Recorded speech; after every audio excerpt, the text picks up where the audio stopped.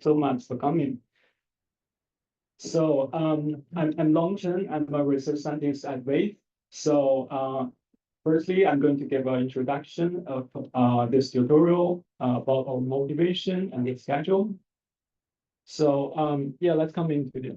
So our title is End Autonomy, a new era of self-driving. So our motivation is that last year we saw that both industry and academia are shifting towards end-to-end solution.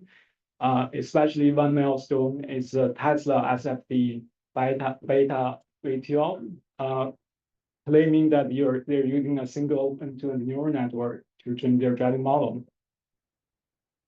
And another milestone is the Uni-80 paper, when the Sleepy best paper.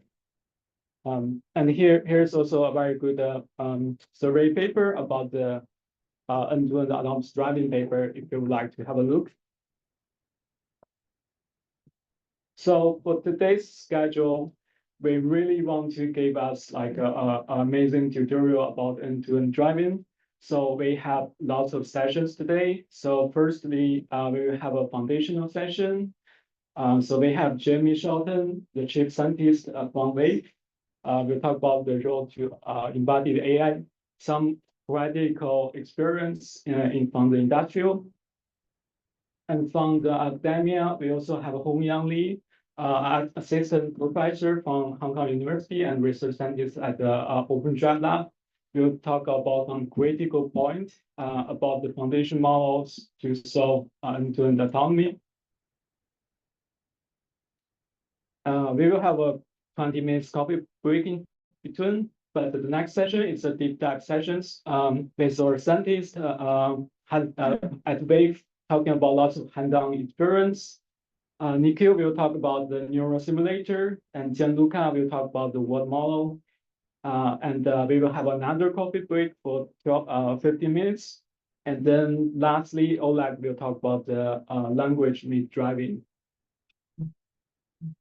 So lastly, we have Alahi, the head of research AI at Wave. We'll talk about some of the future direction of end-to-end autonomous driving. So without further ado, please allow me to introduce our first speaker, Jamie Shelton. Jamie is a chief scientist at Wave, leading the science group building foundational model for embodied AI to enable safe and adaptable autonomous vehicle.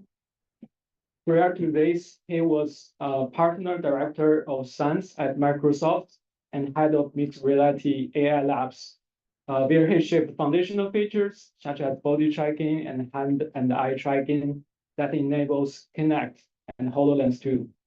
Let's welcome Jamie.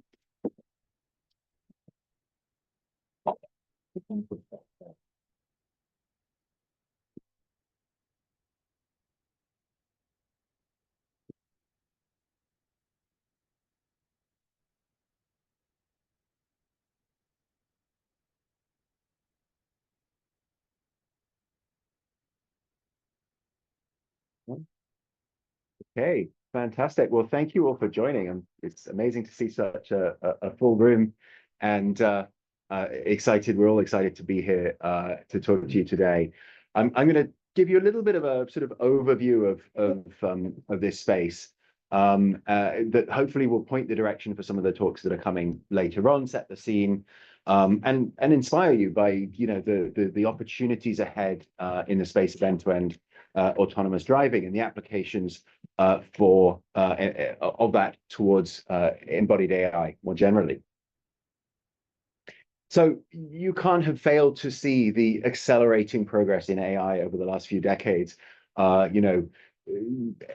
Breakthrough after breakthrough, covering all sorts of domains, from handwriting, language, speech, computer vision, of course, have been falling year after year at an accelerating pace. And I thoroughly believe that driving is next on this list. But driving is really challenging. You're out there in the real world, surrounded by safety critical scenarios.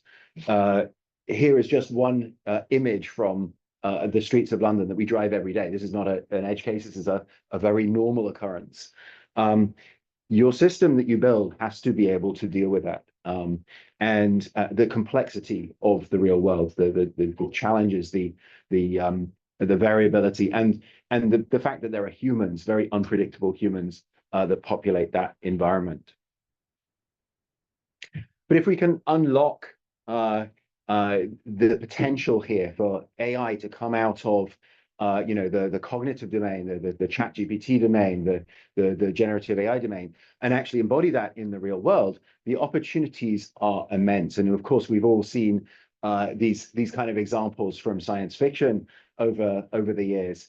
But we're really on the cusp of that science fiction becoming reality, a reality for us in our day-to-day lives.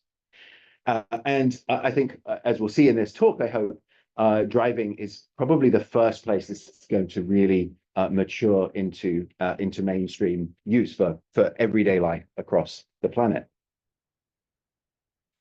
Now, looking back at the last 10, 15 years, maybe, there's been a clear trend from major advances around the sort of ImageNet data set and AlexNet on top of that, and everything that's come from there in the space of the computer vision community here, of course, leading rapidly on to the amazing advances in NLP with the advent of transformers and the incredible capabilities of next token prediction in terms of language and other forms of generation that we've seen.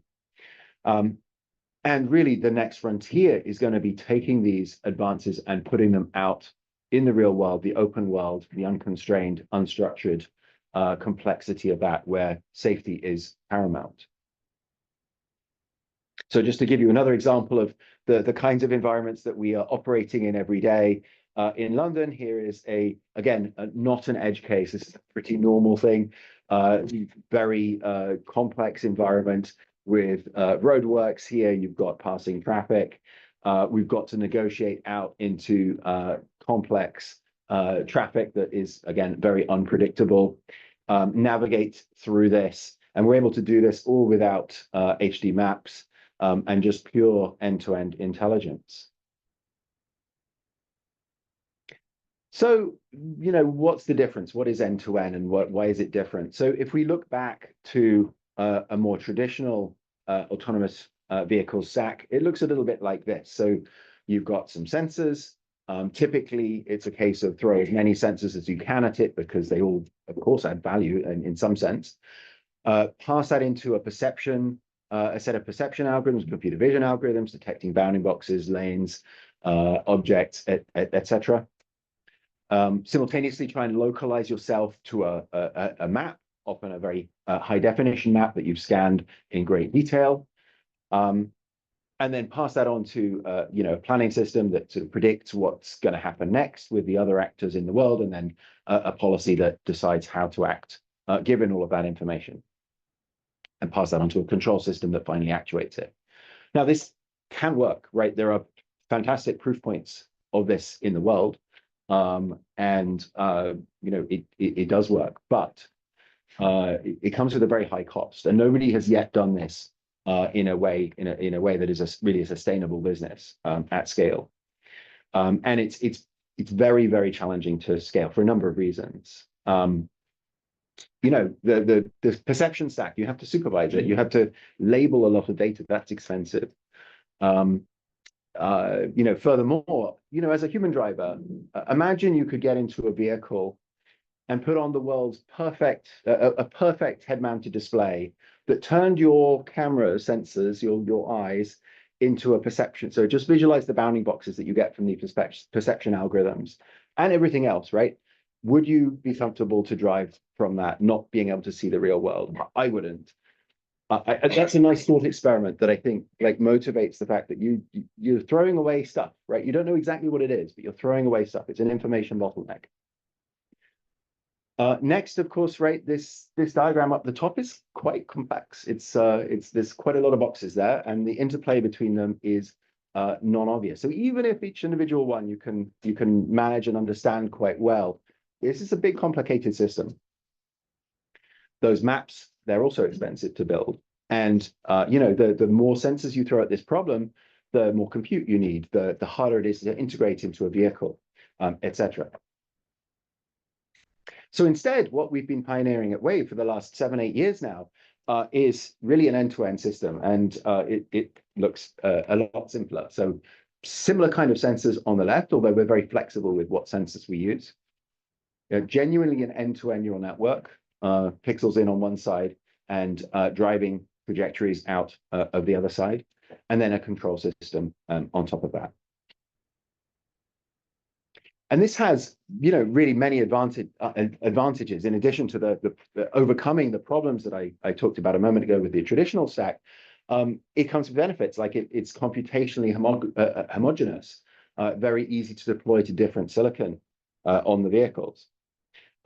We can generalize through data, and we've been doing this the last couple of years as we've been taking what was able to drive just in London on just one vehicle to driving on many vehicles across the UK and now across the US and other places as well. And that all happens through data. It's pretty scalable and an economic solution to this. You can use just cameras if you want to. If you want to throw in other sensors, you can. And we don't need those high definition maps as well. And ultimately it works, and it works better. The performance and safety of this outperforms what we've seen from hand-coded solutions. So here's a few interesting examples of the kind of emergent generalization you get when you put this on the road. So, this top left example, it's learned to pull out of the way, and it could see that vehicle coming. And these are, again, typical narrow streets in London where you've got to negotiate with users. It learns that there's someone coming, there's a gap, let's pull in there, wait for them, and then pull out. Not something we programmed, something that it learned. Similar example here where it sees that this van is indicating to pull out, and perhaps too politely pulls back and lets it turn around. A slightly more unusual case in the bottom left here with this car that's decided to reverse up the road and find a parking spot. But again, effortlessly handled with ease. And maybe a more mundane example there on the bottom right, but just some clutter on the road. And again, we didn't have to program any of that in. It sort of learns that clutter is to be avoided. So avoid it. We've been working, as I mentioned, on generalizing the driving across different vehicles. We now have it integrated into about 6 different vehicle types. And this little video on the right is the same neural network driving 2 very different vehicle platforms, one following the other as they drive around the streets of London. So I'm going to spend the majority of the time today talking about these 3 topics, which I think are at the frontier of embodied AI research: simulation, multimodality, and foundation models. And again, this will hopefully be a very brief introduction to some of these areas that you'll see more about in the talks that follow the rest of the afternoon. So without further ado, let's dive into simulation. And of course, if you're doing end-to-end driving, well, there's no obvious way to sort of simulate bits of it. You have to simulate the whole thing. Now that comes with challenges, but it also comes with opportunities. And I'm going to show you some of the latest work that we've been doing on end-to-end simulation.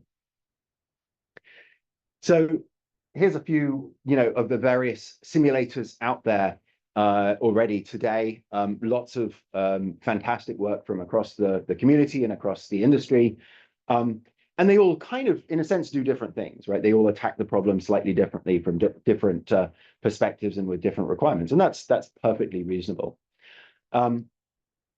What I think is, really important for a simulator are these things on the left here, right? You've got to close the gap. It's not just a visual perception problem, as we've said, it's a behavioral problem. So, you can't just have photorealism, you have to have behavioral realism in your simulator. The world is complex. It's not just a bunch of rigid bounding boxes moving around in a scene graph relative to a static world. The world's more complicated that you have pedestrians, you have cyclists, deformable objects, the lighting is incredibly challenging often. The textures of those objects change, the brake lights, the wipers, the indicators, the traffic lights. It's a really rich world out there. And a lot of the, it's very easy to make seemingly naive, seemingly okay assumptions, but then they really limit you in terms of what you can reconstruct.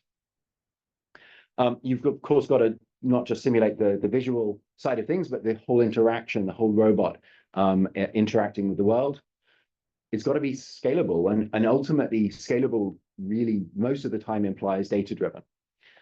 And last but not least, you need some control over this. You need to be able to, especially around the long tail, simulate important safety critical scenarios. And I think we're getting there. So we'll talk a little bit about some of the work we've been doing at Wave that is ticking a lot of these boxes. So we've taken the approach of resimulating the world. So capturing the world from real cameras, as you see in the top left, and then turning that into some form of simulation, resimulation of that scene. And it's been amazing to watch the progress in neural rendering over the last few years that have enabled us to even imagine doing this kind of thing. On top of that sort of reconstruction technology, we've got to turn it into a simulator. And so what we've been building is something called Ghost Gym, which just turns this into a full closed loop simulator. So you take actions, the driving model takes actions in the simulator that updates the state. You get a new set of images coming back in, and you turn that loop, and you see what happens. Here's a few examples of the kinds of scenes that you can reconstruct there on the right. But what I'm really excited to talk to you about today is something we just launched yesterday, so sort of really hot off the press, which is Prism One. And again, this really comes back to the critical importance of simulating dynamic and deformable actors in the scene. They're the most vulnerable road users in many respects, and yet so easy to just sort of gloss over because they're hard to simulate. So Prism is a self-supervised 4D non-parametric scene representation that essentially just tries to reconstruct everything it sees over time and give us some control over that. So a couple of examples here in London and the Bay Area. But it's when you get scenes like this with these cyclists and the pedestrians and the complex reflections of the puddles on the water that Prism starts to really come into its own. It's able to actually reconstruct those pedestrians as they're pedaling, and it's not just some kind of rigid cartoonish cyclist or pedestrian that you're seeing here. Oops. Here's another example where we're deliberately now perturbing the camera path with this sinusoid to show we've got that level of control here. This is a simulator, and I mean some really remarkable things here. I think first of all the fact that we're getting this pedestrian at all with their umbrella, and then all of the complex lighting and reflections off the water on the road there. Furthermore, the traffic light you see up there changes color as part of this simulation. Here's another example where we're doing some more new view synthesis. It pauses here and pans to the left and right. And again, it's really important to be able to do this, because if you've got a closed loop simulator, it's going to drift off the path that you drove originally. And so it's important to be able to see what, to let that simulator play out. In these examples, instead of letting the car keep driving, we've sort of frozen the camera, and we're moving time backwards and forwards. So you can see that the dynamic objects in the scene are they're moving. We're able to reconstruct those in beautiful accuracy. And furthermore, again, things like the traffic lights, which would be hard to approach in other ways. And a couple more examples here with challenging lighting conditions, reflections on the road, the glint in the building up there.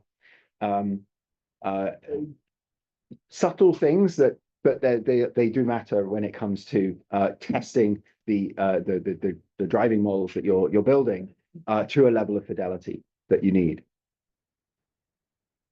Now, as part of developing Prism, we have also been, of course, using an internal data set to benchmark this and to track progress. And we're delighted to also share this data set. It's called Wave Scenes 101. You can download it from our website. And this is designed specifically to help the community to focus on this problem of 4D scene reconstruction.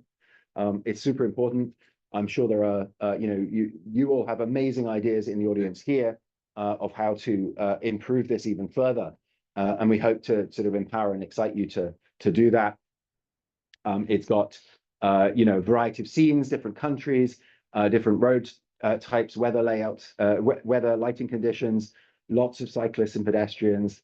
And we've even specified a held out camera so we can test new view synthesis in this particular, a nice way. Hit just 3 examples, relatively simple ones in these cases, but showing the variety of different lighting conditions we've got here, from sunny to rainy to dark. But perhaps more interestingly, we've got some really, really challenging scenes in here. So this top one harks back to the first slide in the talk with all these pedestrians crossing the road. And again, a true simulator for solving autonomous driving is going to have to deal with these kind of situations. But of course, you want to go beyond just resimulating exactly what happened and to be able to create new things as well. Here, both, we can combine the neural rendering and generative AI to start to bring this up and simulate these rarer edge cases. So this time last year, we launched Gaia, which is a generative AI for autonomy, a generative world model. And essentially what that means is you can predict you can generate videos, but you can controllably generate videos. So you can action condition it on what can come next, or indeed language condition it to tell it, what the weather should be like, or what objects should be present. And this is architecturally a fairly straightforward next token prediction plus some video diffusion on the end. But as you'll see, as you'll see in a second, came with some really amazing results. Of course, this has become a really exciting and crowded field over the last couple of years now, and delighted to see further progress in this space in the years to come. But here's a few examples of Gaia just being left to its own devices. Just let it generate. Don't try and control it or anything. And I think the beautiful thing about this is these are long form videos. It's generating these for long periods at a time. It's generating a variety of different road layouts, conditions. It's able to deal with the dynamic agents. It's got some clear sort of mental representation of dynamic agents versus the static scene. And they're certainly not perfect, and there's rough edges around them, but on the whole, it's pretty. It looks pretty convincing. You can do some nice things with this, and one of my favorite is producing diverse futures. So you give it the same starting point, and then you let it, diverge. And so in this example, on the left, the white car in its imagination has reversed and let us pass, but the white car on the right has decided to pull forward, and we then give way as the ego vehicle. We can also control it, though, and this is where it starts to get back to simulation. How do we, start to close the loop here?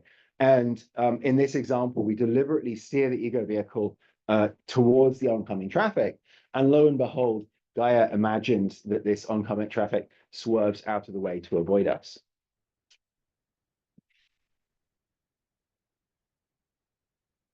More recently, we've been looking at how to use Gaia to add objects and join the dots between what we saw with Ghost Gym and Prism and what we've just seen with Gaia.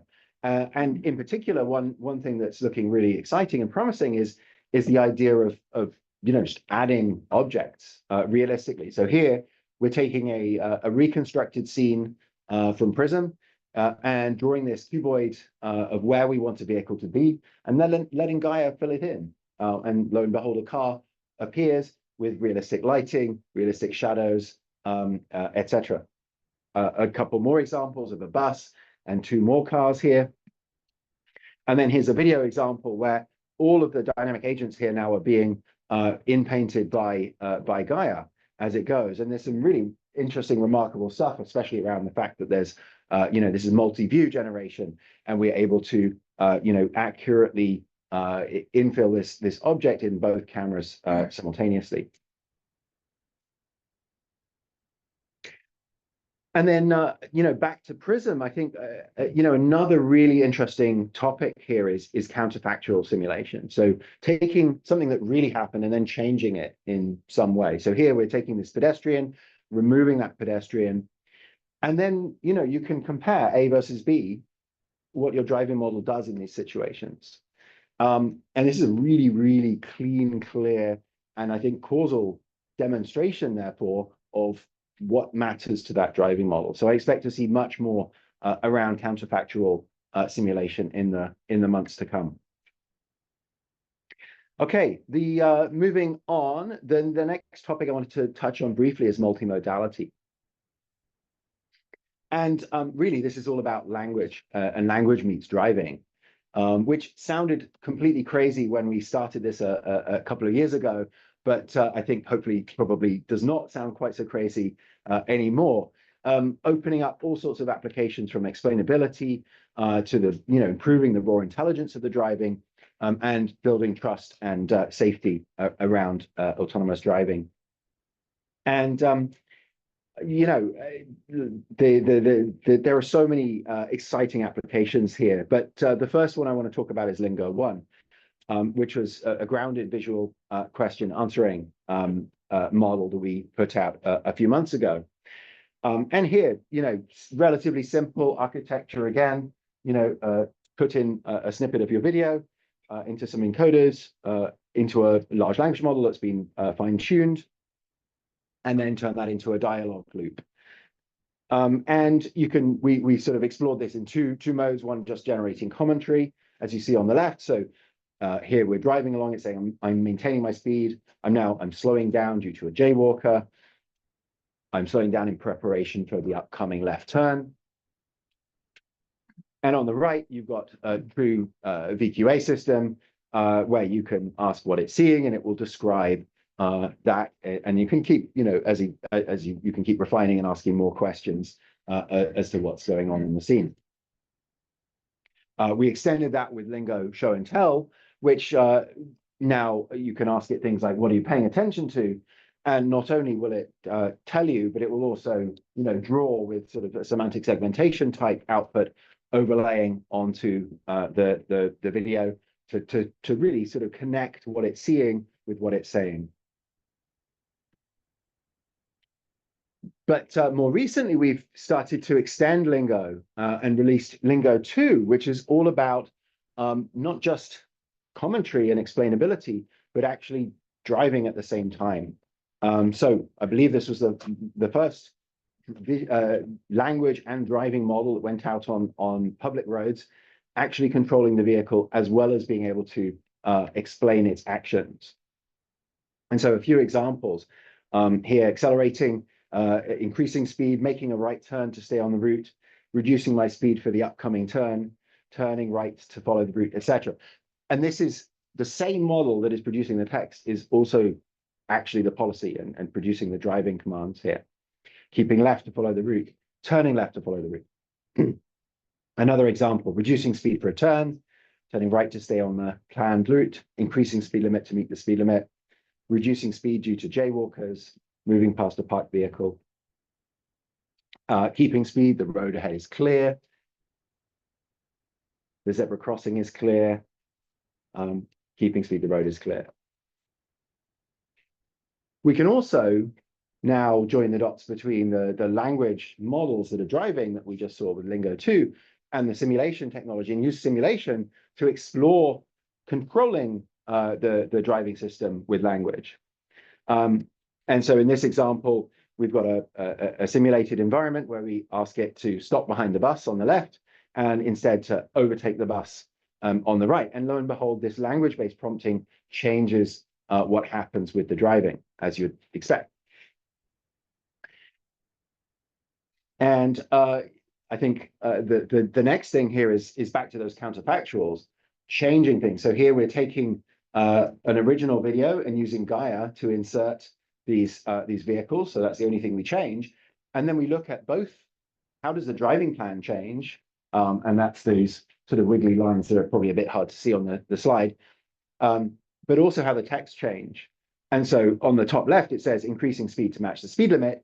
On the bottom left, it says slowing down to match the lead vehicle's speed. And on the right, stopping due to the red light and stopping behind the stationary traffic. So again, it's this, you change one thing in the scene and you explore what happens. And if you can do that successfully over a statistical sample, you're getting some really good confidence about what's going on in the brain of these models. The final thing I wanted to touch on today is around foundation models for embodied AI. Now, a foundation model, as we've all heard the term bandied about, but I think this is a pretty decent definition. It's a model that's trained on a diverse set of data that can be adapted to a wide range of downstream tasks. And of course, huge progress in the community on this the last few years, certainly starting with language and then language and vision coming together. Major advances on this slide, of course. More recently, in the space of embodied AI, this has also been garnering attention. And sort of my favorites are these ones at the bottom, and especially the ones where you're starting to see cross-embodiment results, where you can train across multiple different robotic embodiments jointly and get better policies for each of those embodiments than had you trained specifically for that embodiment on its own. I think that's an amazing result. And I think really points to the future here, where we can start to learn from from vehicles and from humanoid robots and any other kind of robotic embodiment, and take the data and learnings from all of those and combine those together into something that's bigger than the individual parts of this. Now, when it comes to foundation models in embodied AI, there are some genuine hard challenges that are distinct from the more traditional cognitive AI foundation models we've seen so far. Data being perhaps the primary one here.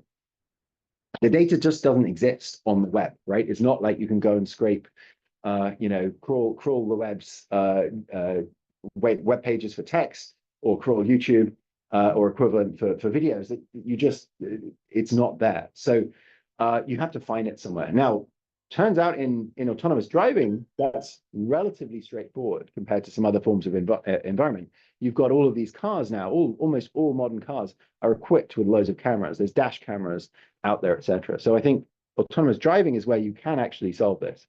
But it is going to be challenging nonetheless. Once you've got all that data, of course, that's a lot of data and you've got to process it. And that leads to huge compute demands for training. And finally, you've got to deploy this on a robot of some description. And robots, as you may know, if you've worked with them, don't always do what you ask them to do. You've got the challenge of distilling a big foundation model down onto something that can run at low latency on an embedded chip. You've got that highly ambiguous, uncontrolled operating environment you've got to work in. And of course, you've got to deal with the safety and validation of this. But as I say, in the space of driving, I think we can make some real progress here. You can get internet scale video data. You can get a subset of that that's slightly smaller, which is more around embodied video. You can get large scale driving data from deployments of existing vehicles around the world. And then you don't need much on top of that. The icing on the cake is high quality driving data that you actually learn a policy from. And I think it's really interesting to look at this kind of diverse sources of data and question, is it useful? Is this useful? And I think the answer is yes. I think each of these videos has something interesting to tell us about the world, how the world works, how humans work, how physics works. And so I do think that there's a lot of value to be had by learning from a very diverse set of video data and other forms of data to help us, even if all we care about at the end of the day is the driving task. And so ultimately, I think these multimodal foundation models are going to help us unlock safe and generalizable autonomous driving, and hopefully much more beyond. So to wrap up today, thank you for joining us for this tutorial. I do think embodied AI is the next frontier in AI, and that self-driving is the way to get there first, to show the value to the world of embodied AI. We've seen how advances like Prism and Gaia are helping us to simulate complex dynamic scenes end to end.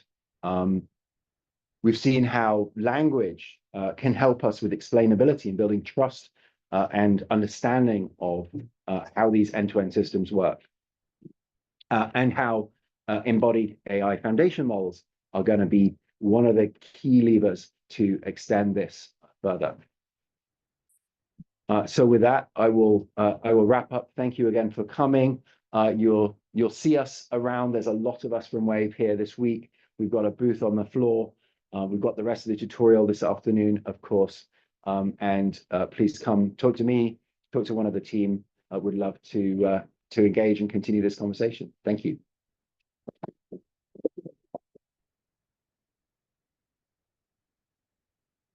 Thank you, Jimmy.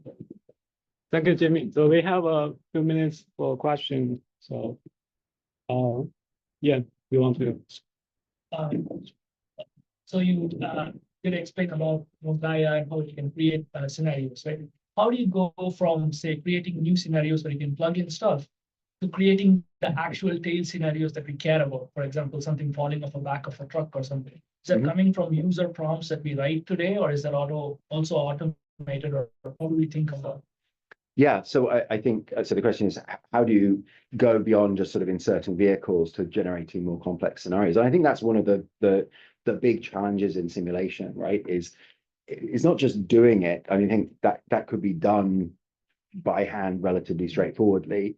But the question is, how do you do it scalably? How do you do that?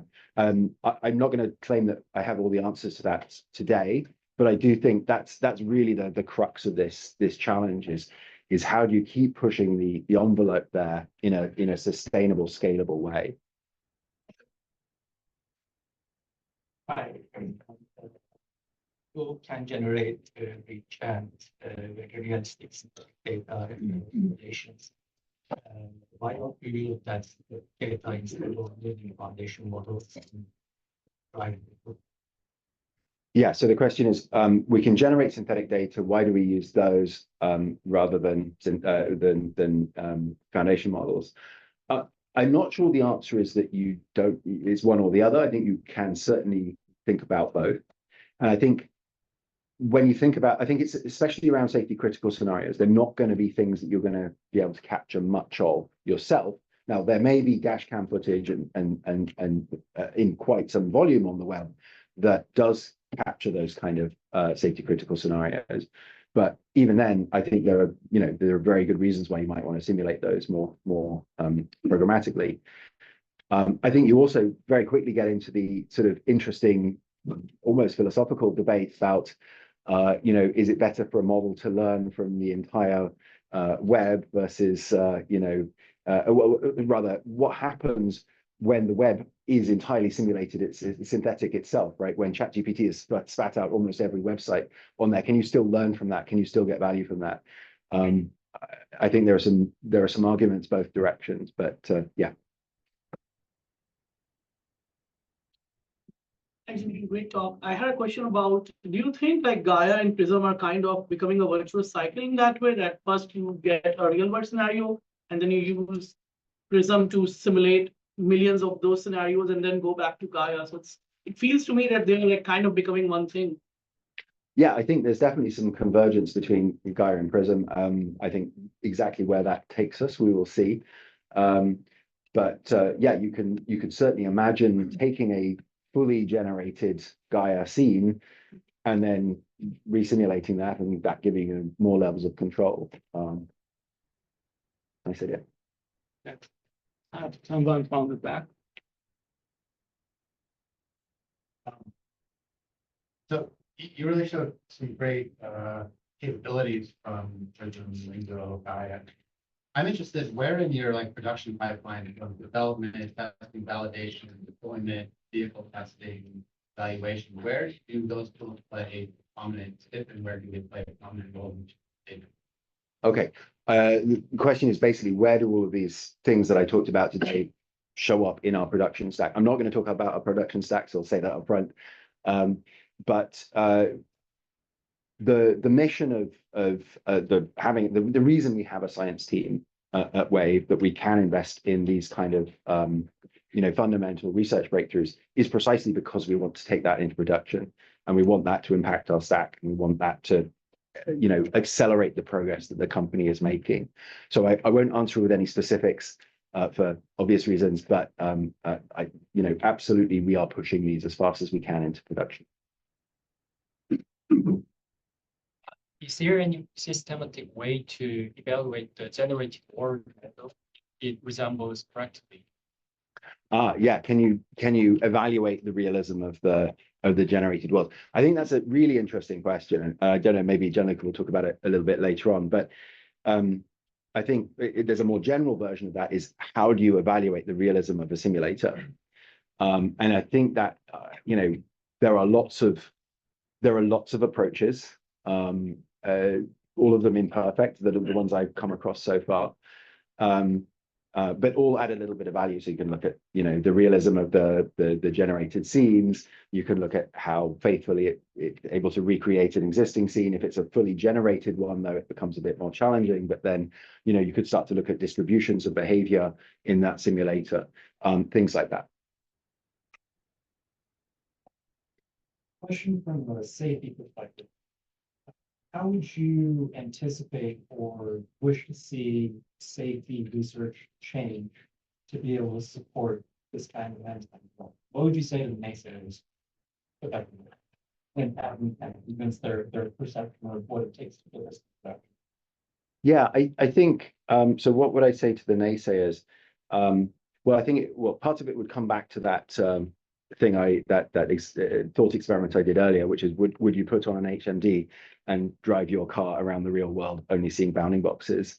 I think that's part of it. I think part of it is that you can get the feeling of security from testing each individual box in that complex thing, but when it comes to the whole, you still have to test the whole as a system, and that's no different to what we have here.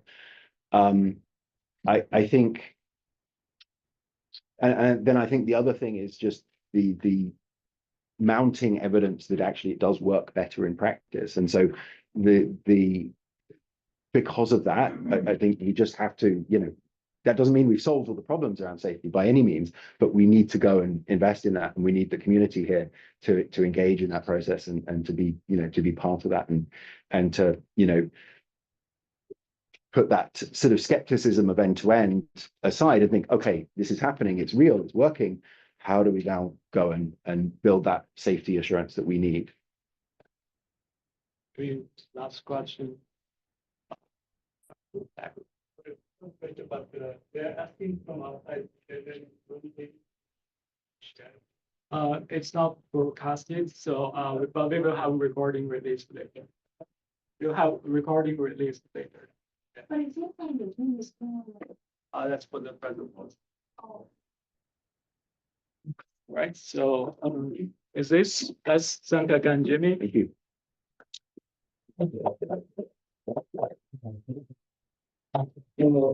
Let me welcome our second speaker, Hongyang Li. Hongyang is an assistant professor at the University of Hong Kong and a research scientist at Local Drive Lab, Shanghai AI Lab. His research focus is on autonomous driving and embedded AI. He's well known for leading the end-to-end adult driving project, UniAD, that won the CVPR Best Paper Award in 2023. And the bird's eye view perception work by Former that won the top 100 AI papers in 2022. Let's welcome Hong Yang. Thank you for inviting me. Okay, hello everyone. My name is Hong Yang from Shanghai. I just arrived in the States, so there's might be some jet lag. And so my title, the title of my talk is could foundation models really resolve end-to-end auto driving? So how many guys of you vote for this? So foundation model would definitely resolve end-to-end autonomy. Okay. Really resolve or partial can resolve for the time being down. Okay, I see a few hands up, only a few. Okay, and how many of you have already come from the industry? Many hands, and the rest are from the academia. Okay, only a few from the academia. Okay, that would be great. Because I'll briefly talk about the roadmap in the research, because I'm asked to give you a deep dive or walkthrough of all the recent end-to-end autonomous driving research, especially in the academia. So my talk consists of 3 parts. So the first one is introduction to the end-to-end and the data sets, the evaluation, and also the motivation. And the second part is some recent work from the community, not only from our group. And the last part is a few challenges and closing remarks as to what's the so-called future of end-to-end autonomous driving. Because I just came back from a few test trials, especially a Chinese corporation called Huawei, and another is from Tesla, and I also test a few other products. I mean, we just sit there and to test from like the from the source destination and to the destination. So I think most of the cases in the autonomous driving nowadays are well resolved. So the only reason that we are here is that whether we can mitigate the marginal gap between the resolved part with that of the corner cases part. So the first one is introduction. This is a problem setup. As we all know, autonomous driving consists of 3 parts, where the perception is about recognize the objects, whatever in whichever form, 2D bounding box or 3D bounding box. And the prediction part is given the ego vehicle. So how could you predict the intent or trajectory in the environment of the other agents? And the third part is planning, where you have given all the preceding information, whatever is perception results or prediction results, and you're gonna plan your own trajectory in the next few frames. So we do have lots of challenges. So the first thing first, as Jimmy already mentioned, I suppose, the definition of end-to-end in our case, in today's talk, is that this is a suite of fully differentiable programs that takes raw sensor input as input, raw data, I mean, whatever camera, LiDAR, canvas data into the system, and then produce a plan or low-level control actions as output, which is shown in the red block here. So compared to the conventional module-based design, where each module or functionality would output the direct results in whichever form you can name it, mapping results or bounding box. So in the end-to-end paradigm, so each module would feed forward the features or representations, and you only got major objective functions or training loss to get back propagated through the standard deep learning optimization process. So this is the major distinction from the end-to-end compared to the module-based design. So there are also some preliminaries. The first one is data sets and evaluation. So as I mentioned earlier, we are tasked to do the planning task, which is to perform a few waypoints or trajectories of your own ego vehicle in the next few frames. So there are some renowned data sets. The first one is nuisance.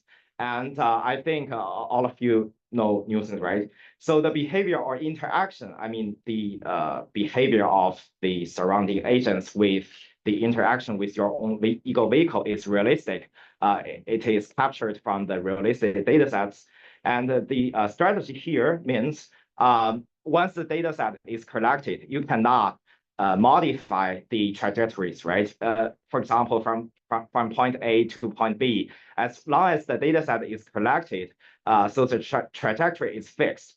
So this is called the open loop evaluation. And for the metric, which means the metric is to evaluate how well you did the trajectory prediction or other tasks, is the L2 error. And I think the other, the rest data sets like Waymo or Argos is also very famous, and it is performed in the similar way. And recently, we see the new plan data set benchmark. It consists of way larger, at least 1 magnitude of scale of the length of driving scenarios compared to the previous new things Waymo and Argos. And it is machine learning based, collected, and it is closed loop. So by closed loop, here we see, so the nexus surrounding environment is dependent on the current prediction output of your own algorithm. So in terms of evaluation, it got a various metric, whatever you can evaluate in the average displacement error or in the collision rate or the a comprehensive score called PDN score. So basically, it is a weighted sum of 5 or 6 evaluation metrics. So for the details, you can resort to this awesome GitHub repo. And the rest part is a synthetic generated data set. So to name a few, I think the most famous two is DriveSim. But unfortunately, I never saw a technical report or some open source repo from DriveSim. So over the years, it's a lot of demo, and I could admit it's very fantastic. But we are from the academia, we only see the technical report as the solid evidence. So that's why we are using the Kala, which is all open source, and it can generate unlimited data because of a simulation, right? You can manipulate all the environment as assets, and it's handcrafted, and it's open, it's open looped, and it's closed. It's open source, and it's evaluated in a closed loop. So in the Kala, it has a driving score, which consists of 2 parts. The first one is how complete are your whole route finished in a given mapping town, multiplied by the infraction penalty, which if you collide with somebody else or with the environment, so you're going to be punished. So this is the data set. So why do we need a end-to-end? So over the years, I've been giving some talks as for the reasons. And as I prepared last night, I see the most straightforward motivation on this is the global optimization ability, which means this is example from a work called UniAD. And since each module is connected by the features, not the direct results. So even though here the red circle, so this is the perception results where you turn, in this case, you will turn right, but the car doesn't see there is a obstacle behind the tree. So even if the perception fails, and we can see during the feature attention feature layers in the planning part, it can also regress all the attention part. So my takeaway is that in this end-to-end paradigm or paradigm shift, you can recover from the previous module's failure, even if the perception is inferior and you didn't recognize the objects. But compared to the conventional part, which is a modular design, you cannot even ever do that, right? So I think this is the most important motivation for us to do the end-to-end. And another thing is the emergence of foundation models, which is a scaling law. So we have a massive amount of data, and you got assuming you have a lot of GPUs or infrastructure, and you can show or demonstrate strong generalization capability. But to be honest, I haven't heard any or few solid evidence to claim that we are doing the foundation model for auto driving. So I think most of the audience came from the industry. I must assume you have a lot of GPUs or data. So please, if you have these resources, you can share some public results in a technical form. And so what we are seeing here, all the way here, is that I think we are here. I mean, the green dashed line here is the end-to-end approach, but it hasn't shown very promising results or capabilities. And as I mentioned earlier, if you ever test some trial drive in this daily, like Tesla FSD in their vehicle, I think most of the cases are well resolved. So why we are sitting here, or why we are doing research, especially in academia for autonomous driving.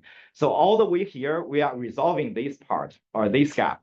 So to mitigate what the non-end-to-end system cannot do, and to exhibit great generalization given the faster development from the foundation models are essential.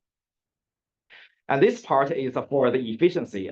So in my previous talk, I think efficiency is the good part, but I really think this is not, especially you are deploying the large foundation models. So the FPS of foundation models is below 10, but as I know from the industry, this requirement is at least for 30 or even higher. And the only downside part, I think, for the end-to-end auto driving is lack of interpretability, which I think this problem resumes in all computer vision domains. This is because due to the end-to-end neural network, you cannot explicitly explain which part takes the major responsibility. And someone may argue, okay, you have the unfair evaluation as to the open loop or other parts as for the simulation. But I think those are the challenges. Those are the challenges that can be solved, whatever from the academia or industry. So those are not the disadvantages that inherently resides in the end-to-end paradigm. So given the limited time, how much time I left? So this is a classic algorithm. It's called the transfuser. And you can see here, I will just skip that. How many times do I left? Where's that? Okay, it's nowhere. Okay, so I'll dive into this part. So this is the UniAD paradigm, and I think okay. Here, this is a little bit credit here. I must to say that given the limited time. So all the way back to the end-to-end system dates back to this project called OpenPilot. So I think this is a startup company in San Diego. I see their CTO are very active on Twitter. And we really bought their equipment and tested in Shanghai. And this back to 2 years ago. I think this is the first time that drives me to see autonomous driving can be such a simple thing to use a simple network to directly output the control signals. So if you have some effort or have more interest, I would strongly encourage you to buy some product from them and test it in your own car. Okay. This is a personal advertisement for this. Okay, and the second part is research panorama, which is I have skipped some conventional approaches, the introduction of them. So the very original end-to-end can be dated back even into before the 20s, where I think this comes from some blog from NVIDIA, or I'm not sure. So the input is even black image, and relying only on the neural network, which is just 3 MLPs, and you can have a control system. And then here I omit a lot of related works here before the 2020. So here, so the y-axis is a goal. I prefer to use the word goal. You can refer to it as performance, or if you are from the industry, it indicates the MPI. If you are from the academia, it indicates some performance score on some specific benchmark. And recently, we see the UNAD and many others. For example, VAD, I really like VAD work. Is way efficient than the UNAD. So the gap or the gain from the previous work, I think, to my opinion, is a formulation which we should shift from the model-based design to the end-to-end. And there is no scale of data. I mean, the size of the circle indicates the data scale, because they are all doing on the new things, well-studied new things. And we all see from the industry, there is a hype that you can utilize different end-to-end auto-driving system. At least in China, I think literally every car company claims they have deployed the end-to-end system. I'm not sure whether this is the case in Europe or the States. So for example, I've seen the advertisement from Mobileye in CES this year, and also other Chinese corporations, just to name a few. And I think there are some concurrent work, which is Gaia and Prism, which is released yesterday, a few days ago, and also the JAD or Lingo other work. So to be honest, I think the marginal gap is the gain is really marginal, because I think the data scale helps, but VLMs or LMs should do better. I could talk about this topic for the whole day, but given the time, I should first put the conclusion here. So given on the future, so what's the future? Should we fully leverage all the data given from the large amount test scenarios from the simulation or the so-called embodied AGI? So what should we do? So my takeaway or missing ingredients consists of 4 parts. The first one is the data. Everyone knows about the data, right? And the second part is this is where the university faculty or research students steps in.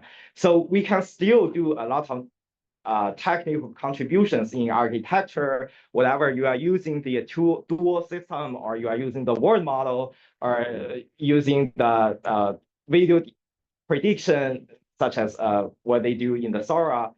And the last missing pieces is the info of platform.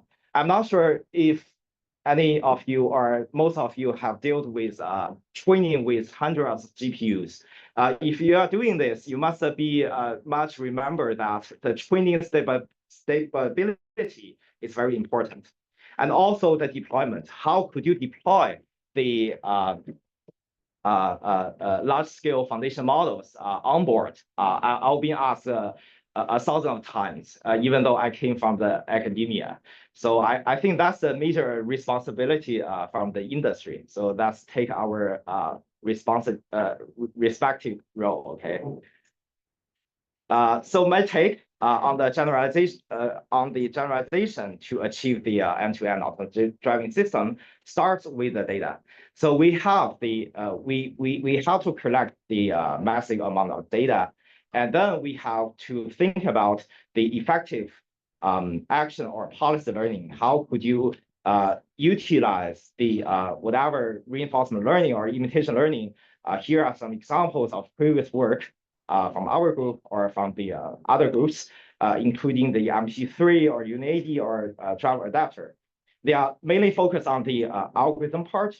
And also, as the emergence of LLMs, we got interpretable causal reasoning, whenever you are utilizing the LLMs to interpret the scenarios. But for now, for the time being, as of today, I see no evident improvement given from the large language models. So one of the reasons is probably that the output of the conventional task in auto driving, whatever is planning or motion prediction, requires numeric or exact trajectory outputs, which is for the LMs is incapable at all to output the exact numeric numbers.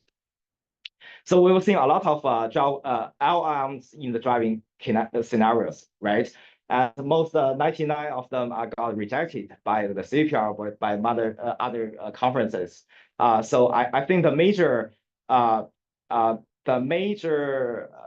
takeaway is that yeah, the LM doesn't express the very good results or generalization as shown in the other domains, such as the general vision domain, as it is shown. So then we got the closed loop simulation. Closed loop simulation is really important because you have to interact with the environment, right? So the trajectory is not fixed.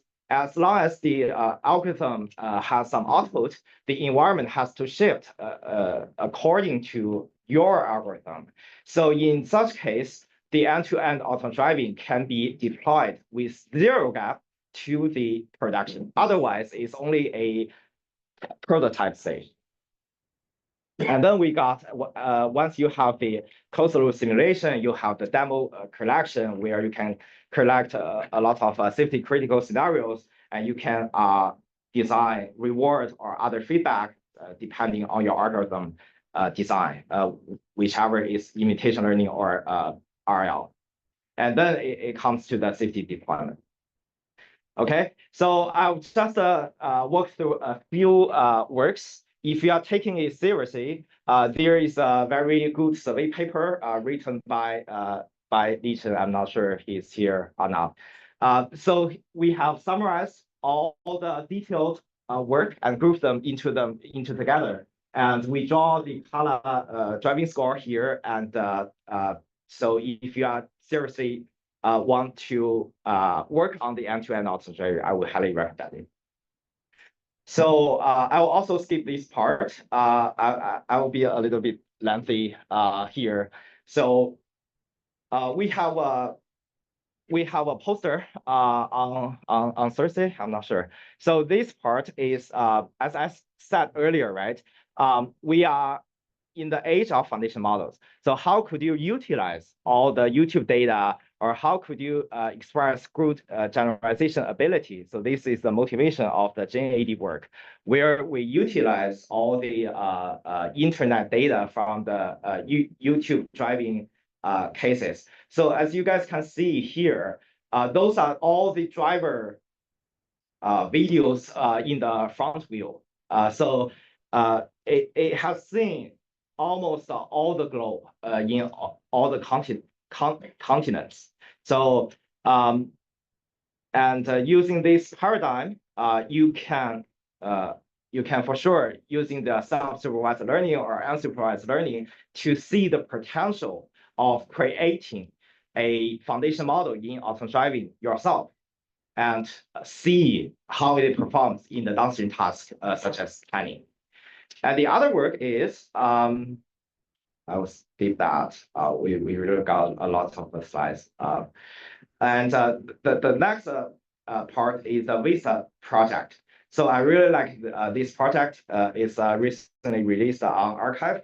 And so given the Vista work, the GenAD work, we have limited data on new things, or we have the representation capability, which has a very small scale of resolution in auto driving. And also the control flexibility, which means previous work using only a single modality or compatible with planning algorithms. So in this work, we have built on the GenAD dataset, which consists of more than nearly 2,000 hours of driving data. And then we have the resolution is much higher compared to previous GNAD DriveGAN or other works. And also we have more control flexibility. But yet again, I think this is a very marginal work because we are still facing the problem. Okay, you have the foundation model for driving, then what? So how can you apply the foundation model? How can you drive like a human driver? Like we are using these foundation models, not to mention the deployment thing. How can you drive smoothly and in some out of nowhere cases or in some corner cases, you can generalize or right? This is a core capability of foundation models.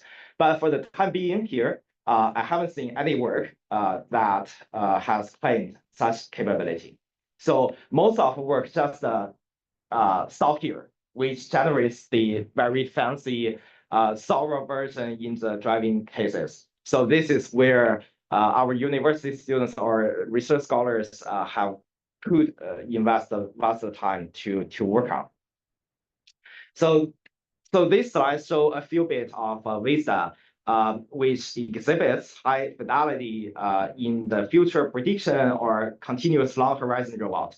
I knew this is nothing new given the emergence of Sora, but in the driving, at least in the driving domain, I've never seen such high resolution or long horizon.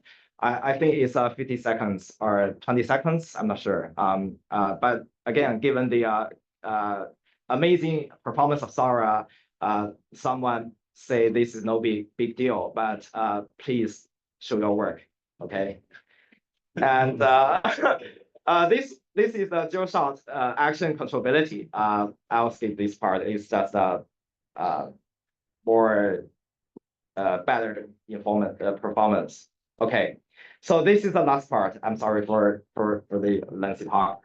And this part, I really want to see the challenges or closing remarks of what's the future or what's next in the auto driving. Because nowadays I'm often asked, does it make sense to do research in the university? So my guess is, so if you are doing the perception or prediction on conventional benchmarks, no offense, is probably dead. I mean, what's the big deal of improving 2% of mean AP on new things?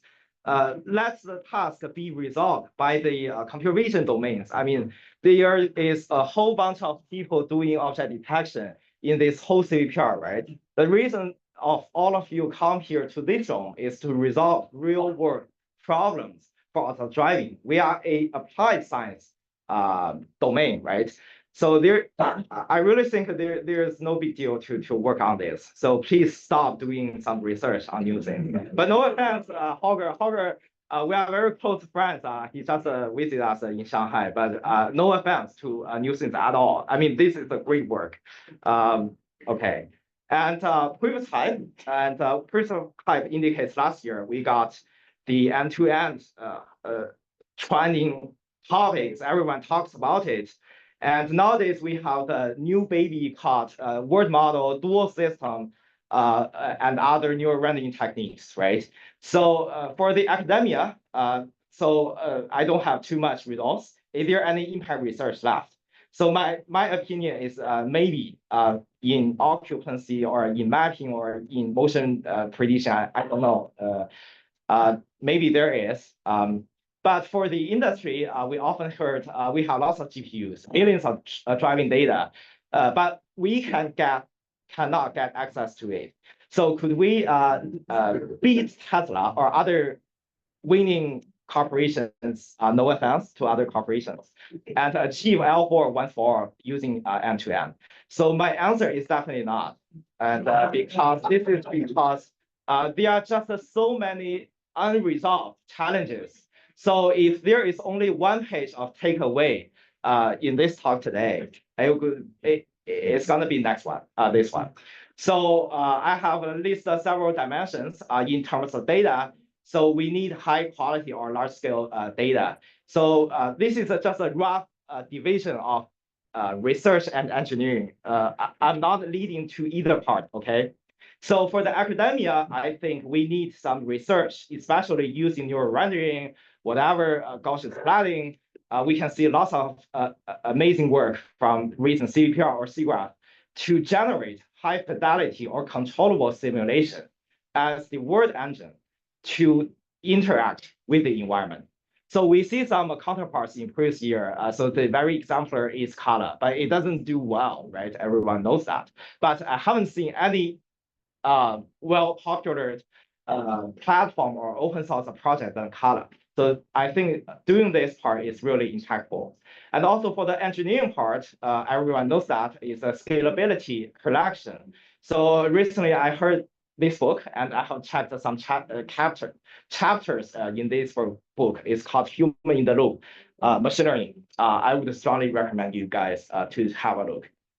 So for now, I would say we would, in order to achieve the foundation model, we need at least 10,000 of hours. Given your reference, new things is only 5 hours. And 80% of them are just the going straight scenarios, okay? So do not report any me AP on new things to me or to some conference again.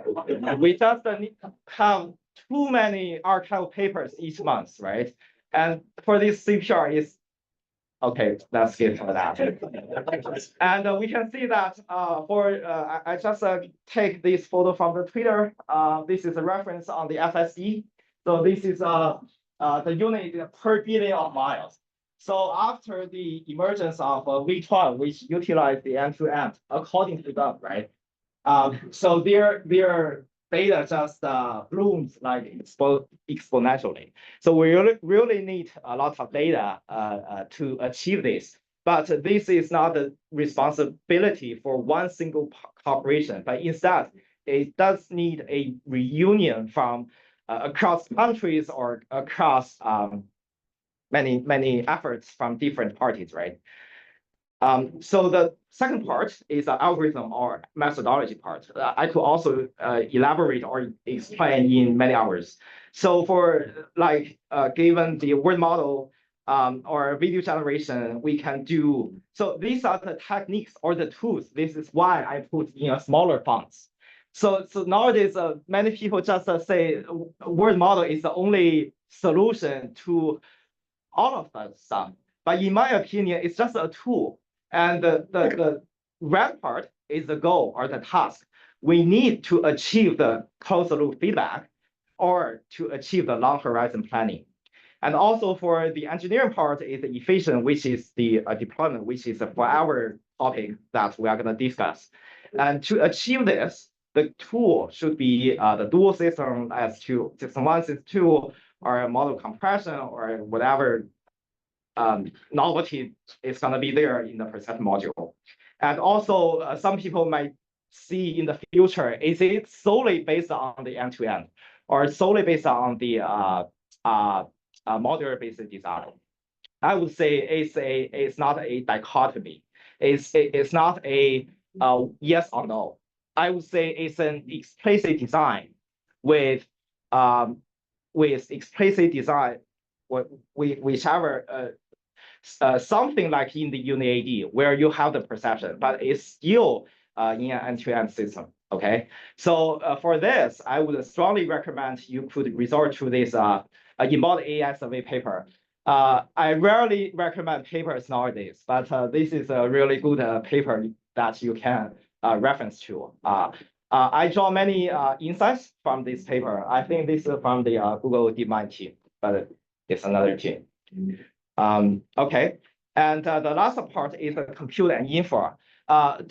Surprisingly, I see just a few discussions in this conference to discuss about it, especially we are doing the autonomous driving research. If you're doing the foundation model, I think there are just, you need many GPUs, okay, for the university or not. And this is not indicating the whole group. I mean, for one project. So if you are doing the GenAD or Prisma, I'm not sure Prisma use, I'm even not sure this is secret or not. But for me, I think if you are seriously doing the foundation model for driving, at least 50 also GPUs per project is needed. And if you are staying in the industry, I think at least 1,000. Yes, I think so.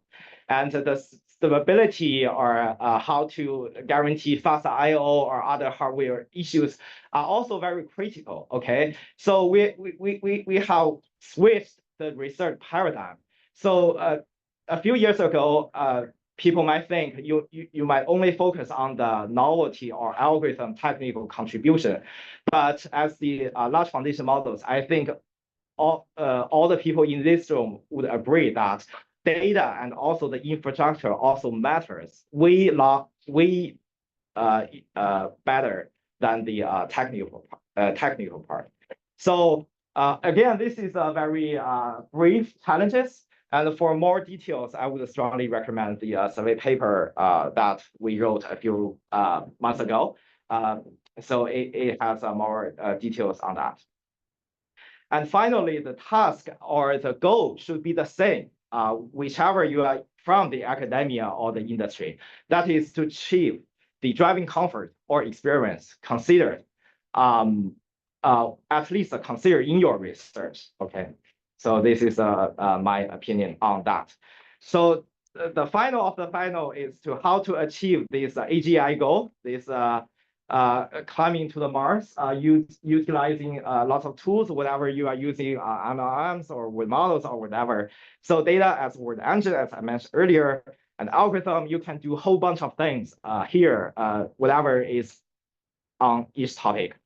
And info and platform and deployment. I think those are all very important ingredients to achieve the end-to-end auto-driving. So with all that, thanks for my team. And a lot of guys have just arrived in this CPR, and they are all the author of the retrospective work, and you can say hi to them. Okay, that's all for my talk. Thank you.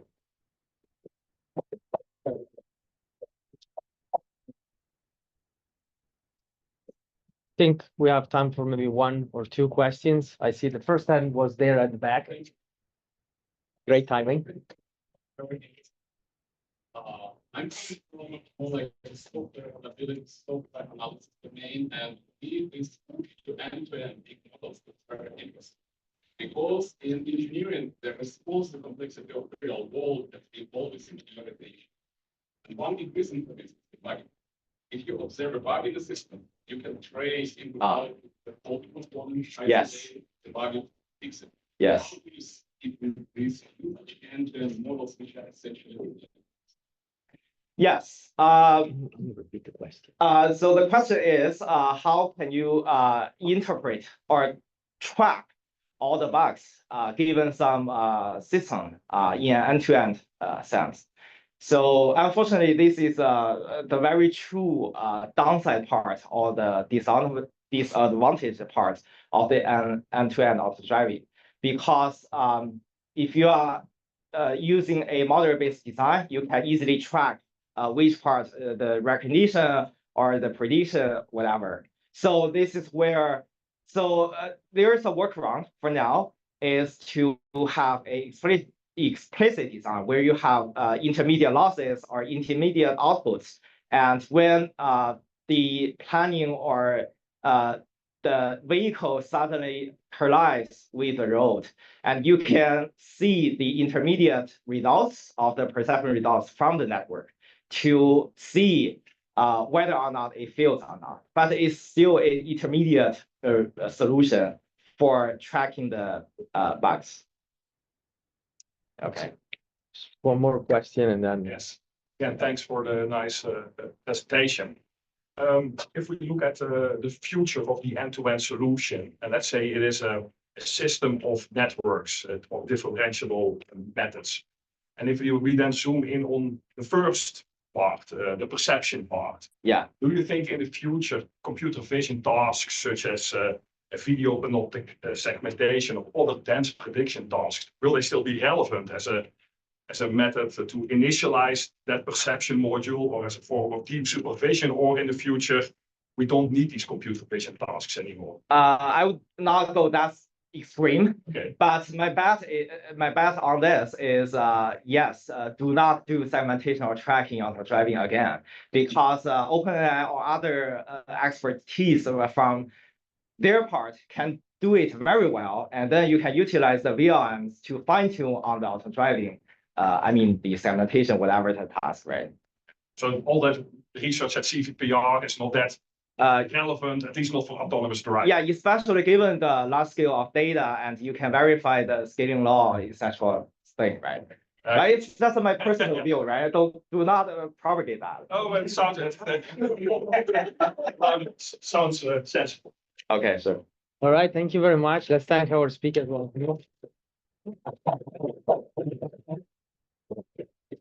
And we have a 20-minute break. We'll be back at 3:15. So please come back for the next talks. It's still able to do all, but I'm gonna go use the bathroom and come back. I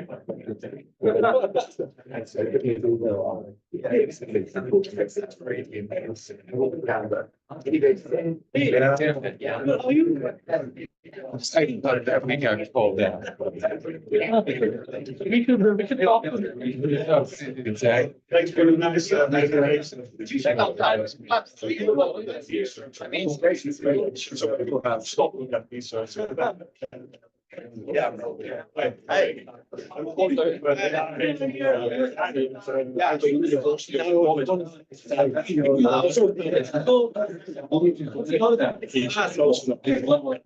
the ball vision for us. Seeing these two presentations, I'm thinking maybe we should change something.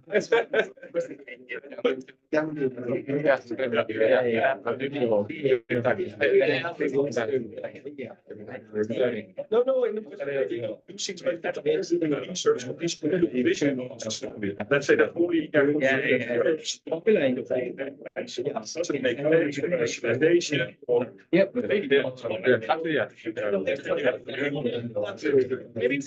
It is small, yeah. It makes the pictures. Yes, there will be a trend in there. So you finally got in. That's what you're. Yesterday was very I mean, nobody does. If you unlock and then you get the random stuff. Yeah, really a nice room. Yeah, but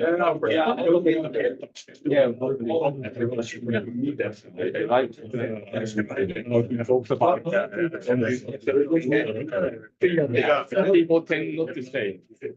Yeah,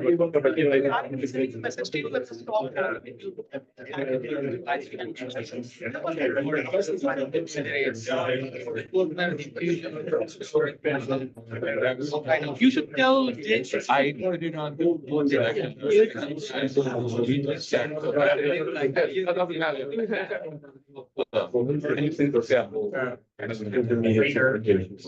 I was like,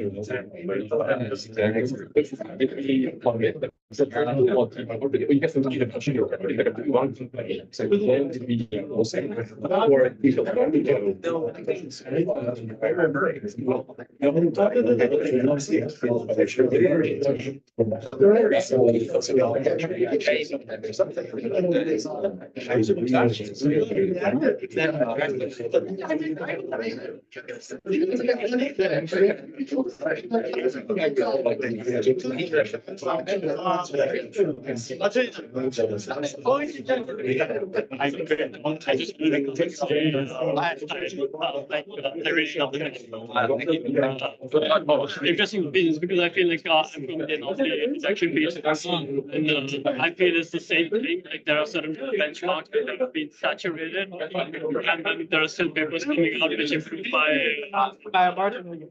yeah. So I just found it very interesting.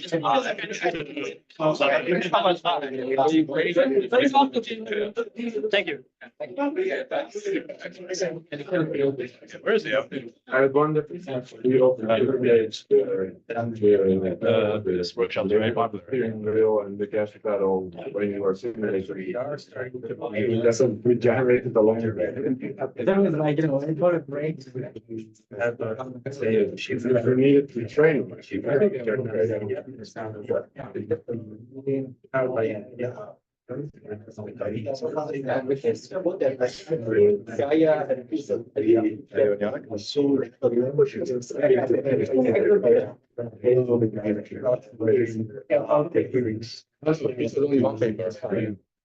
How are you speaking out of this recently? Yeah.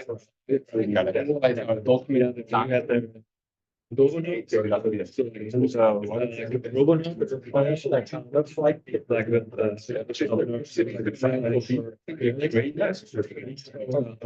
was I think it was a nice for this. Like it is like target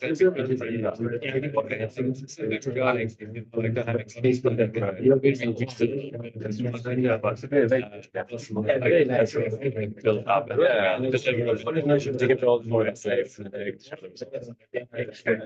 Yeah, so I think marketing yeah, I mean, it's all reactable for the market.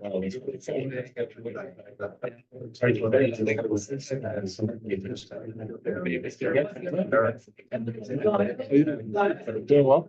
What is the certificate? Yeah, I've never seen it. You made it something. Yeah, I didn't think it's like, no, I mean, like, oh, this is, got a question? Yeah. That's my game. Yeah, that's all. Can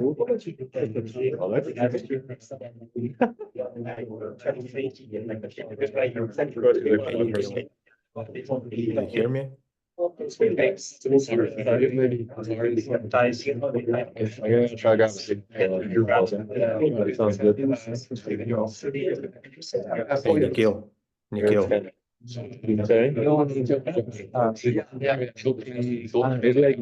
Be on the second screen. Nikhil.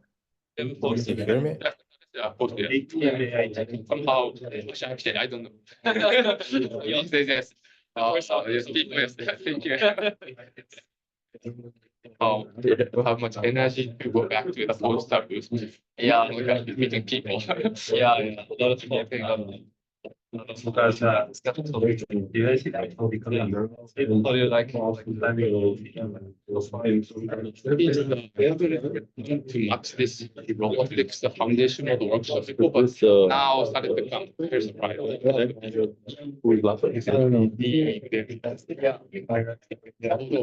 Previous presentation basically said that you're academia, you're the best. You can do the real stuff. Yeah, like how. Well, maybe you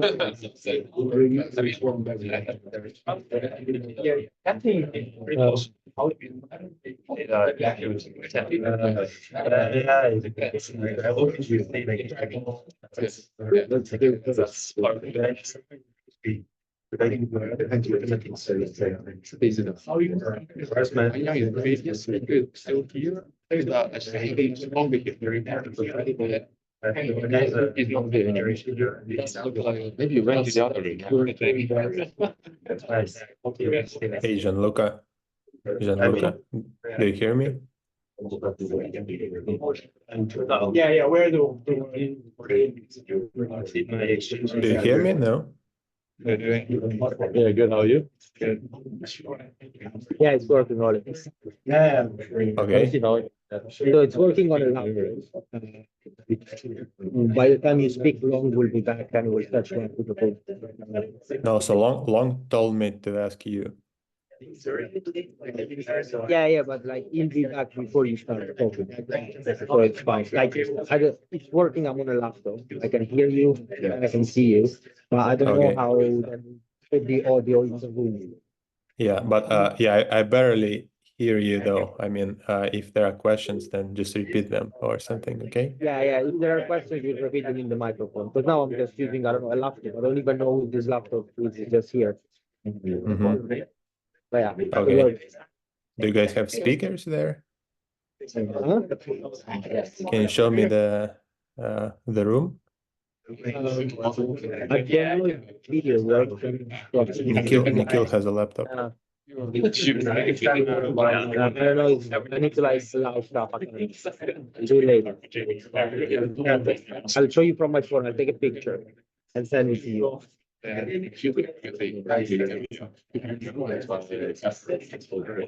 you see the stuff in academia?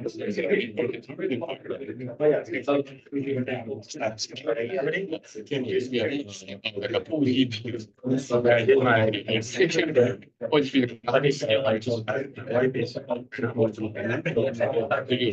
Not making like or your own like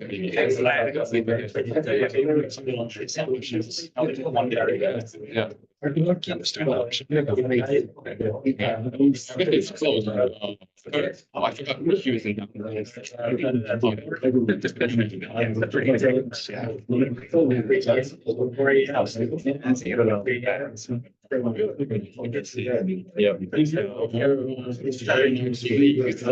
I'm going to take this, so I can charge it. No, long enough. That's one of the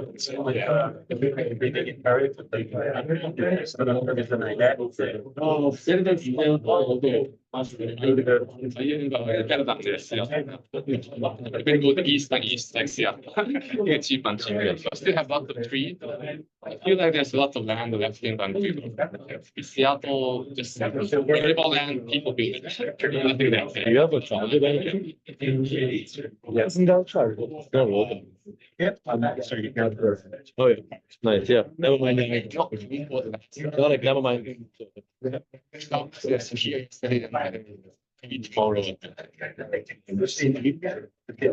Should be. Yeah.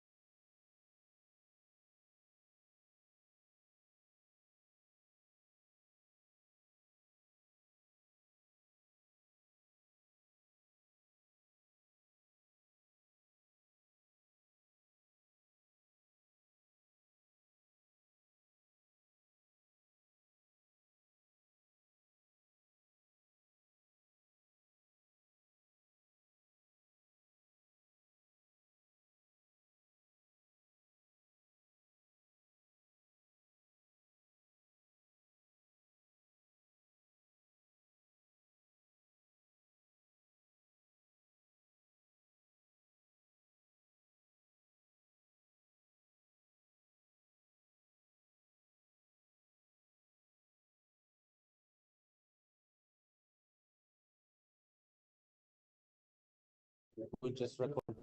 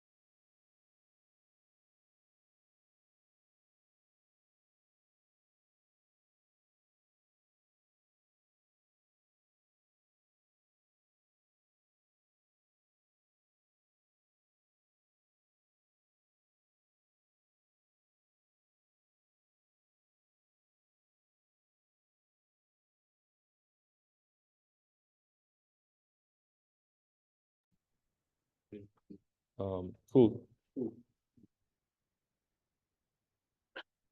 Cool. Thanks for joining today. Sorry, one sec.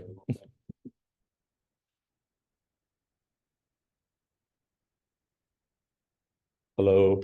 Hi.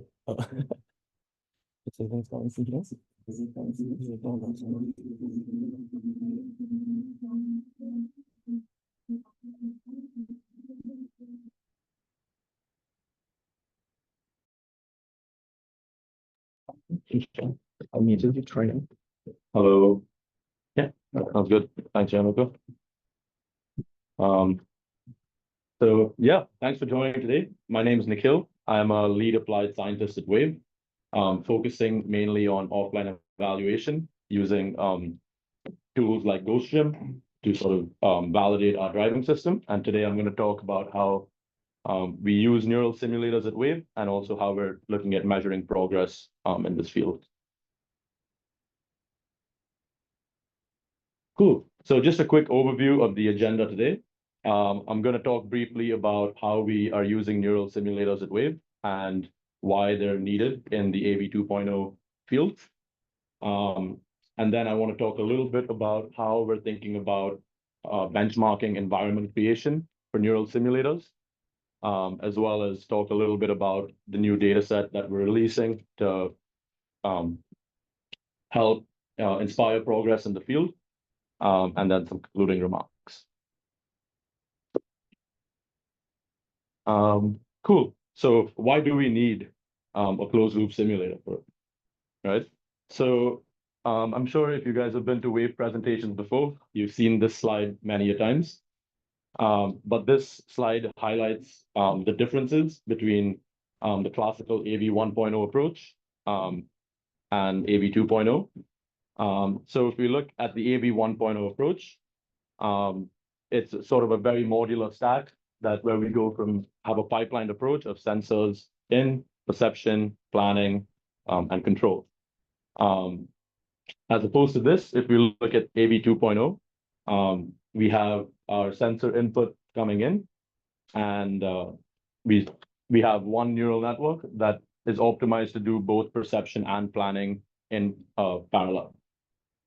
So this is a new way of thinking about driving, and instead of trying to solve it with robotics, we try to develop a system that mirrors the way a human thinks about driving.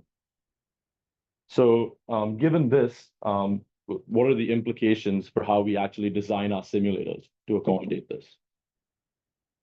So if we look at AV 1.0, and if we look at sort of validating the two big components in the stack, being perception and planning, we can start with perception on the left. So in a perception system, there's no sort of decision-making component in the system. So we can actually utilize open loop data to validate the accuracy of our perception systems. Since there's no decision-making component, there's no domain gap between offline and online predictions. And so this is a very effective way to benchmark perception systems. And on the right, if we look at the sort of how we validate planning systems in AV 1.0, since the planning stack operates on top of the outputs of the perception system, we can actually do this closed loop. We can do this closed loop simulation directly in the perception space. So what this means is the closed loop simulation engine can actually be it's a much simpler task, given you don't have to actually synthesize novel views directly in sensor space. Whereas if we look at AV 2.0, and given we're doing perception and planning in parallel, we need to actually, to develop a closed loop simulator, we actually have to synthesize novel views directly in sensor space. And on top of this, not only do we have to sort of render things directly in sensor space, but they actually have to be very photorealistic, and the domain gap to the real world has to be low. Yeah. So if we then look at how we actually would use or how we think about development of AV 2.0, One of the big desirable properties is when we observe a disengagement in the real world, we don't want to make the same mistake twice. So here's an example where we have a real world disengagement, where we have the model, where we have an empty zebra crossing in central London. And we can see that the driving model and control sort of unnecessarily slowed down at this empty crossing, which is not desirable, given you can sort of continue at your current speed. So given this disengagement, now we really want to make sure that we never have the same disengagement again. And we want to be able to sort of prove this with our offline systems. So if we start to think about, how we can actually go about doing this, what are the options we actually have here? So the first option is open loop verification. Here, we're just using the logged sensor data from the real world and running it through the next iteration of our driving model to measure how it would perform in these log states. So the really good thing about open loop verification is the domain gap is 0, given you're actually using the real images to run through your new model. So it's very, the predictions are actually very indicative of what would be the prediction at these states in the real world. One of the difficult things with open loop verification is because it's open loop, you can't actually see the outcomes of the decisions that the model made. So what this means is you only really get directional signal about how the model is improving offline. So if we look, for example, at this video on the left, we have a new model being tested in these log states, and the waypoints are in orange, whereas the original model is in blue. And we can see that the new model is predicting a much more consistent speed going through the zebra crossing. But still, given this, how can we actually know if this sort of prediction was sufficient to avoid a disengagement in the scenario? It's very difficult to do, even as humans, because we don't actually know what the next prediction at the new state would have been. But with that being said, open loop verification is very cheap to run, and we can scale this to thousands, if not millions of scenarios. And at this scale, the directional improvement can start to really provide valuable insights. When you have millions of these tests running and you're getting directional signal on each one of these tests, you can actually start to make, you can actually start to provide scores for the new model and control. So after open loop verification, another option we have is sort of creating a hand designed digital twin, similar to the engine like Carla. The main advantage of a system like this over open loop is that it's closed loop. So you can actually see the outcomes of the decisions that the model made. But even with expert technical artists, generally the domain gap remains quite high to the real world. So it's very difficult to make the jump and say, if we have a hand-designed digital twin of the scenario, it's very difficult to make the leap and say that this disengagement wouldn't have occurred in the real world as well. And once we actually move to the resimulation domain, this burden on technical artists actually increases even more, because they not only have to sort of create realistic looking assets, but they actually have to match the distribution or the assets we saw in a particular scenario. And so scaling these kinds of systems to every disengagement you see and want to create unit tests with is really difficult, since the main bottleneck here is the human effort to create the environments. And yeah, now if you look at the third option is using a neural simulator, which we all love. So if we look at the properties of a neural simulator, it's also closed loop. So you can actually allow the model to change the state transition away from the logged images. So you can actually start to move away from just observing decisions and move towards looking at what outcomes would have been. A neural simulator is uses a data-driven environment creation, which, because of how the optimization of the environment is done, it is directly trying to match the real-world distribution of the scenario we see. So what this means is there's no requirement for a technical artist or a human in the loop. We can pass video data in and get a 3D or 4D simulation out. And this makes it super suitable for the resimulation use case, where we actually want to take the scenario we saw on the road, replay it offline, and allow the new model to actually control the actually have control of the state transition.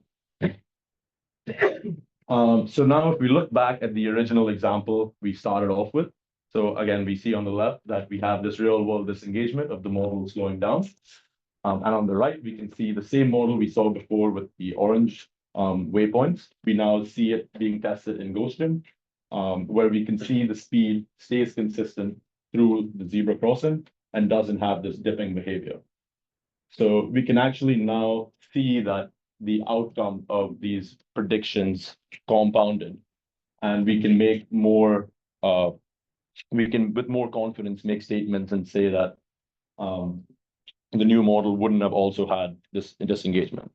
And for us, this is huge because being able to do this offline, I mean, when you go in the real world, you'll never see the same situation twice.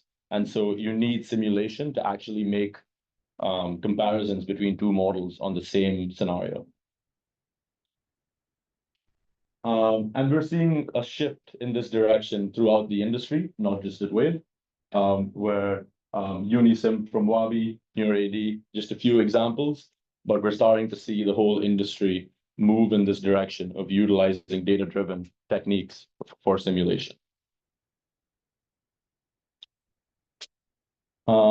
Yeah, and now, I mean, one of the big aspects of a neural simulator is the environment that's used to actually represent the world in the simulation. Earlier this week, we announced Prism 1, one of our works to reconstruct 4D scenes directly from video data. And it's used in GhostGym, our neural simulator, to actually synthesize the environment such that a new driving model can be driven offline. So today I want to look a little bit deeper into the environment generation and how we can start to measure our progress towards creating better environments. So yeah, how do we actually measure the quality of these reconstructions? So first and foremost, we gotta keep things simple. We gotta have image-based metrics. So these are things like photometric reconstruction quality metrics. Pick your favorite metric: PSNR, LPIPS, SSIM. They're all super useful in being able to actually benchmark and test the quality of how our environment, how our simulated environment matches the real distribution. In addition to this, we can use geometric cues such as depth, surface normals, etc., to actually make sure the environment is not only photometrically accurate, but also geometrically represents geometrically represents the true scene that we see. Next, we have downstream metrics, right? So one of the use cases we have is resimulation. And so to go beyond just image-based metrics, we actually want to measure how low the domain gap is in the use case that it's going to be used for. So one of the big metrics we use to actually benchmark our environment creation is what we like to call reproducibility. It's pretty intuitive in that what we are trying to measure here is we take the same driving model that drove in a scenario on the road, we run it offline, and we measure how different the observed trajectory is offline to online. And this gives us a measure of the perceived domain gap by the driving model between the real world and the simulation. While this does benchmark the environment creation itself, it also provides a metric on how well we're able to actually re-simulate the robot, things like the latency, the latency, the vehicle dynamics model. So it's not isolating just the environment itself, but it's sort of a better measure of the full simulation system as a whole. But nonetheless, super valuable to actually measure how the fidelity of the simulation. And another metric is novel view synthesis. So this is sort of in some sense, a privileged metric in a lot of ways, because you want to somehow measure what the image quality is when you're away from the sort of training views you use to train the environment model.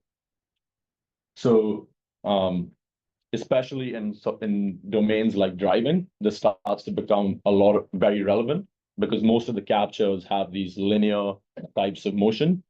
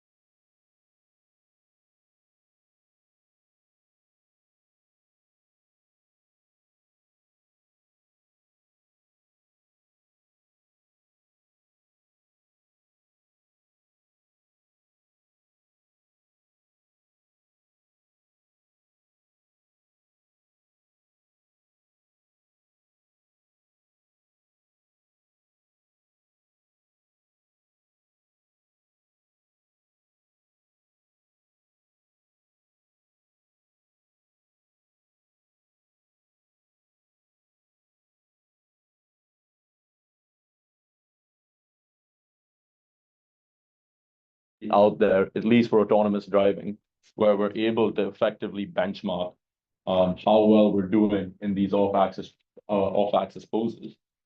And yeah, we need to have this such that we can make progress in the field. So yeah, I want to take this opportunity to then sort of go over, why we need this and what's out there today, and how we at Wave are trying to help make progress on this and solve this problem. So if you look at benchmarks in machine learning over time, we see a pretty clear trend here that once a benchmark is sort of established, we get closer to human level performance, eventually surpass human level performance. And then we find that, these data sets are no longer effective ways for us to actually continue to make progress in the field. So we can see this on the left. We started with image classification. We crossed human level performance. There was a need for harder tasks to measure how well we're doing. So we moved to reading, language, and then eventually we go to competition math. And once these benchmarks are established, the community is very good about optimizing for these metrics and eventually surpassing human level performance. So if we look at image classification, I mean, the classic example of how this started is ImageNet. And ImageNet really arguably started, or was the base data set on top of which the deep learning revolution started. We had lots of innovations here, like AlexNet, Dropout, ResNets, many, many more. And it was really crucial in the early days of computer vision for us to measure progress in the field. But eventually, we got very good at ImageNet, and there was a need for something better. So what do? We sort of moved to harder perception tasks. We moved from global image level classification to tasks like semantic segmentation, which required us to not only give a class for a full image, but a per pixel class ID for images. And we also moved to tasks such as visual question answering, where it required a higher level of reasoning, where, for example, in this pizza, you have to actually reason about what's in the image and the contents of it to be able to effectively answer these questions. So once we moved to these tasks, we were getting closer and closer to actual real world use cases. And these were very effective data sets and metrics for us to actually continue to measure progress. And I mean, now the computer vision benchmarks are much more aligned with how we actually are going to use them in the real world. So if we go back to sort of novel view synthesis and we look at how the same evolution happened here, I'm sure if you've trained a NURB or a Gaussian splat in your life, you've seen this tractor. It was a perfect first example of how we can measure and actually prove that this problem is solvable in a small toy domain. And while it was great initially for measuring progress, you'd argue that, I mean, no longer sort of the benchmark that people are using to benchmark new work. Then we move away from these synthetic data examples to real world captures, still very controlled, object-centric scenes, but moving in this direction of getting to harder and harder tasks such that we can continue to push the boundaries of what's possible. After that, we started to see even these examples. Most methods out there today in the NVS domain are pretty good at those problems. So we wanted to make the problem even harder and start making things move. So here we see some example of the early days of dynamic NURB data sets, where people sort of took these synthetic objects and started making some movements in them and try to see if we can actually get an algorithm that faithfully reconstructs these 4D scenes. And this is a work that I really like from the folks at Berkeley, where they talk a little bit about how we can actually quantify how causal and dynamic a data set is. So if you look at the data sets, or most of the data sets I showed you in the last slide, they fall in this right-hand side category, where we either have a very controlled setup where we have multiple cameras looking at the scene from different viewpoints, or we have teleporting cameras where we just have like random instantiations of various cameras in the scene. Yeah, but so these captures are actually, they don't reflect how data captures are going to happen in the real world. In the real world, you're going to have an iPhone, you're going to move through a room, or you're going to have a vehicle, a robot that's basically moving through an environment. And they're going to be capturing these videos in a causal manner through the scene, rather than having a teleporting camera or having multiple studio-like setups. So we continue to see, okay, now we've seen methods that are able to solve this problem in this controlled setup, but now we actually want to move towards this left-hand side, where we have models that actually work with data distributions we'll see in the real world.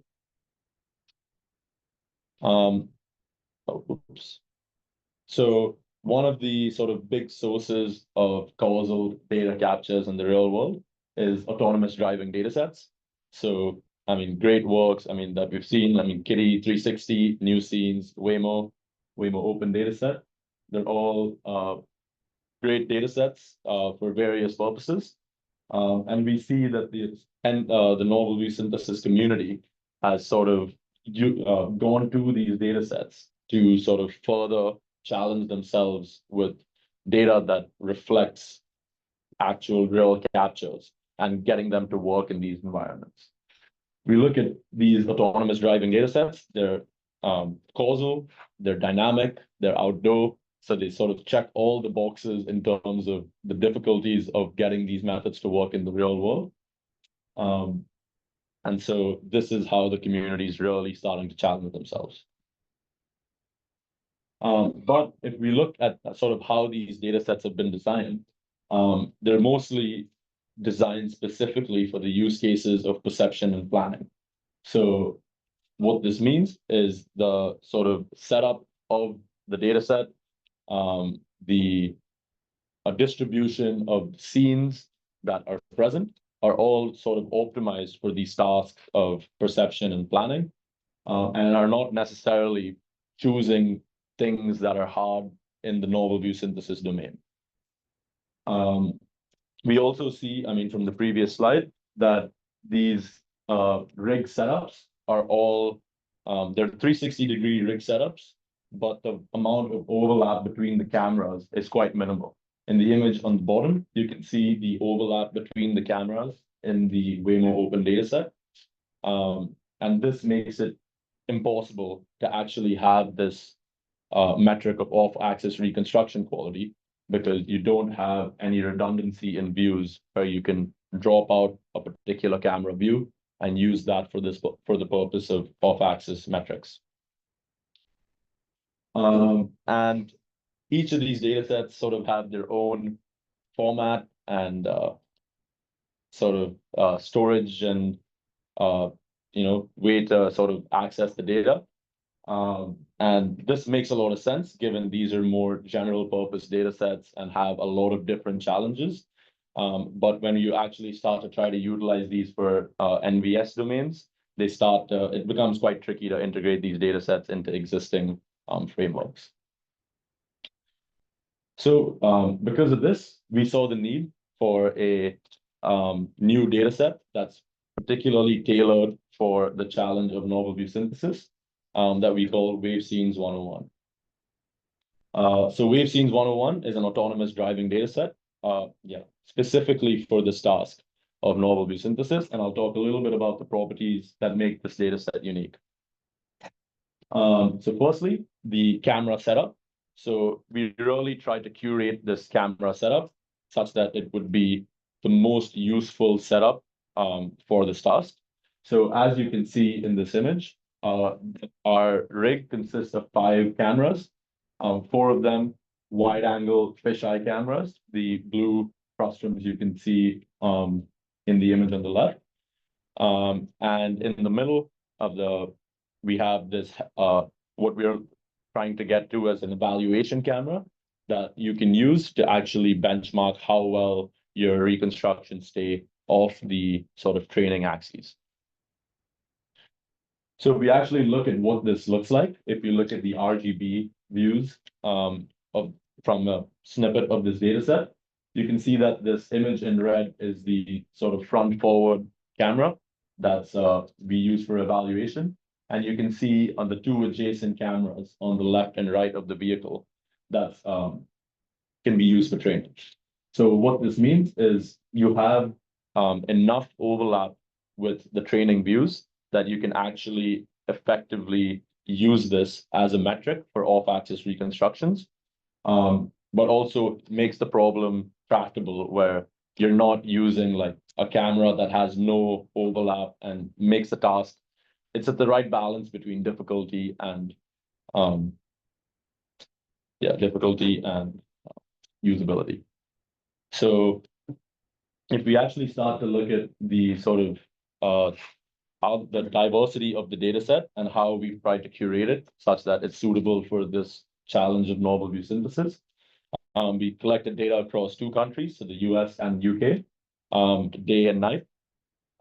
We've also tried to put a special emphasis on things that like changing illumination in the scene. So you'll see a lot of scenes that have things like changing traffic lights, brake lights coming on and off, blinking indicators.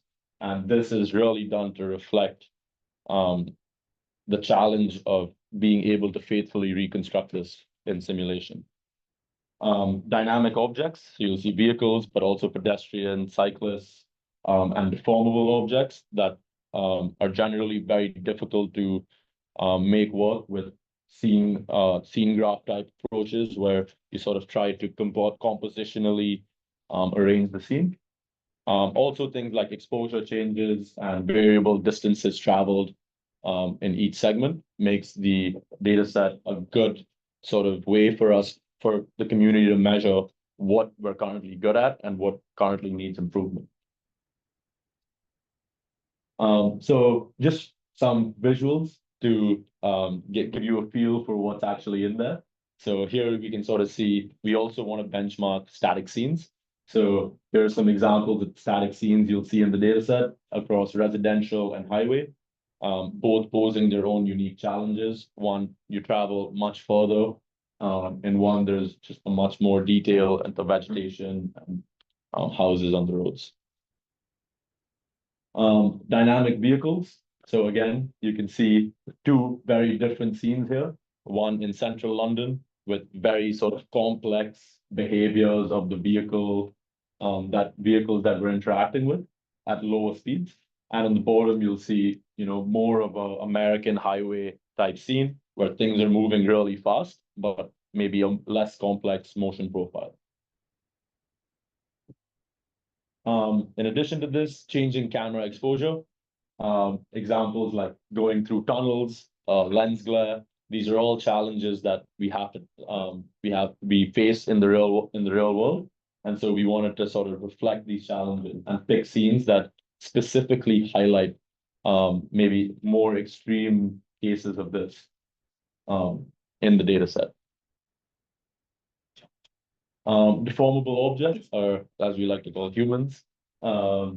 These are some examples of scenes where there's a lot of humans in the scene, cyclists, and really sort of can highlight maybe strengths and weaknesses of a particular approach. Changing illumination, talked about changing traffic lights. Here we can see two scenes with temporary traffic lights in the UK, sort of more classical American traffic lights in the below. And we've selected segments, particularly where these state transitions happen. And so you can actually start to benchmark if you're able to model these state transitions effectively. This is another one. A tough one is night scenes and how we can handle those when we do normal view synthesis. You can see some examples of this. Lots of challenges here. Just lower light in general makes the problem harder, but also you start to see a lot more sources of active lighting in the scene, such as the ego vehicle headlights, but also things like other vehicles, lampposts in the scene. And so we think this can also be effective to benchmark works that are specifically targeted for things like low light or night settings.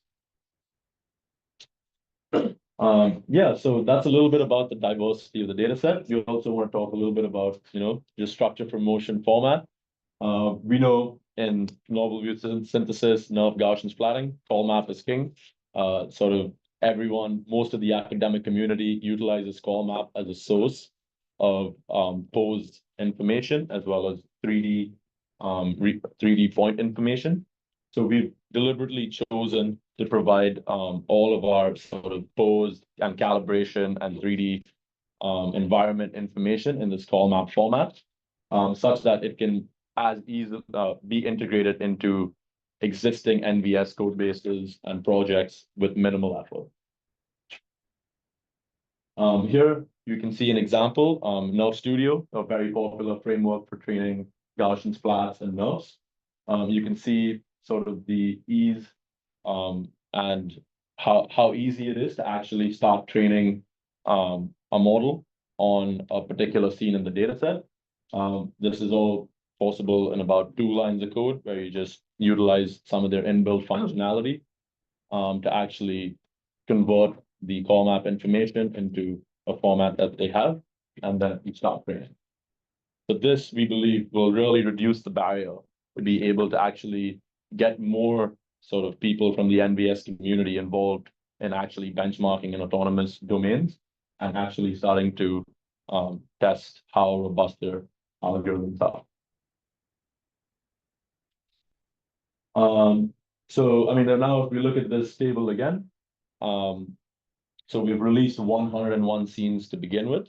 We are looking to add more scenes in the future, but we wanted to start with something small such that we can iterate and get feedback from the community on what's valuable within these scenes. We do now have a held out camera for evaluation, so we can start to actually get quantitative metrics on top of the qualitative evaluations we do for novel view synthesis. And it's specifically built for this novel view synthesis use case. And so it makes integration with existing libraries much easier. Cool. So just to wrap up, some final remarks, some key takeaways. So we've spoken a little bit about how launch simulators are key to accelerate the development of autonomous vehicles, and why they're sort of needed to actually do scalable closed loop evaluation for development. We've talked a little bit about how benchmarking of current novel view synthesis methods is primarily image-based metrics and application-based metrics, but are lacking novel view synthesis metrics, where most of the sort of evaluations are qualitative. And lastly, we introduced a new data set that we've released to tackle these challenges with benchmarking and novel view synthesis. And we hope to inspire more progress in the field with this, on top of sort of what we're doing at Wave to accelerate this field. Yeah, and this data set is specifically curated for this task. And that's it for me today. Thank you very much. If this kind of work sounds interesting to you, we are hiring, so come get in touch with us at our booth. The team will be there tomorrow, and love to catch up with you guys.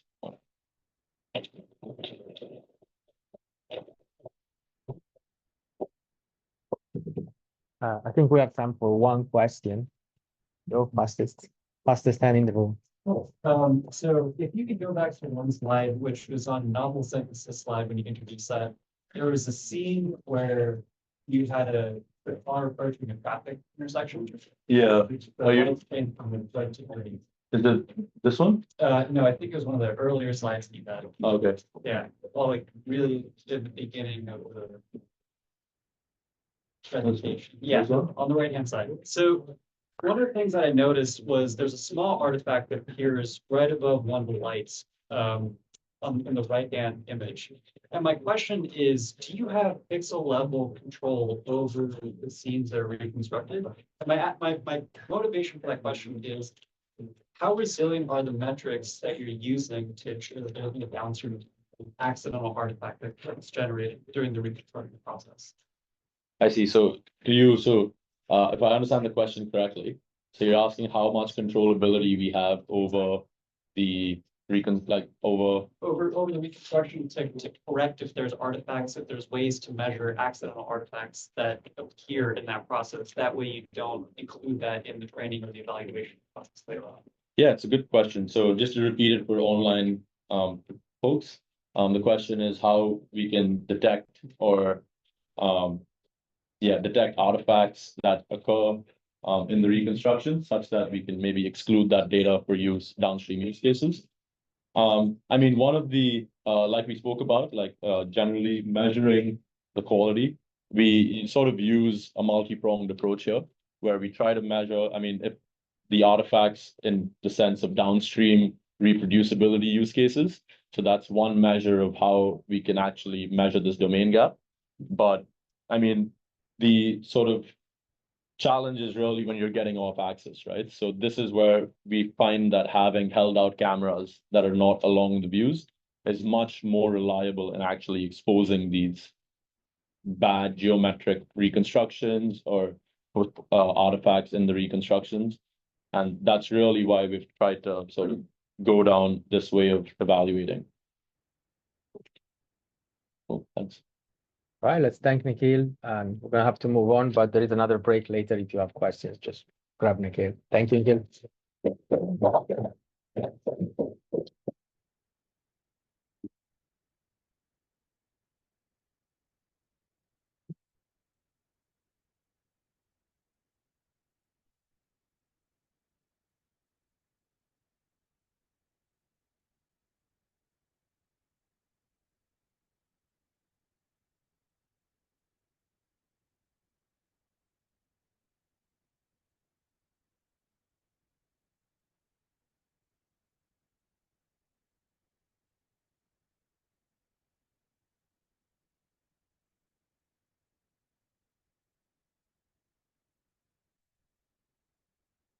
Right.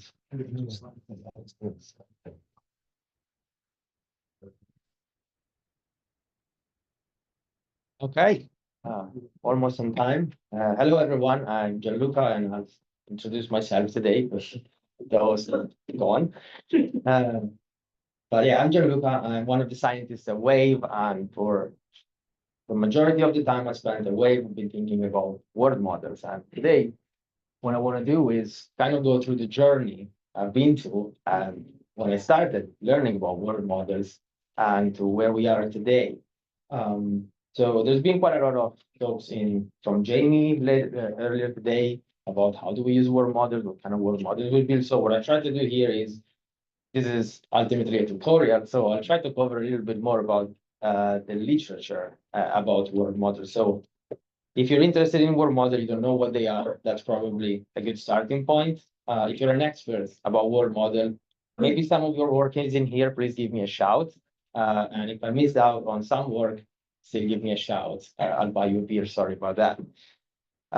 So quick agenda. Again, I'll start with a brief motivational, why I think world models are important, and then go through some of the what I would call standard techniques or techniques that have been widely applied to world modeling problems, and then dive deeper into like some specific work that I think is particularly interesting in world models for autonomous driving specifically.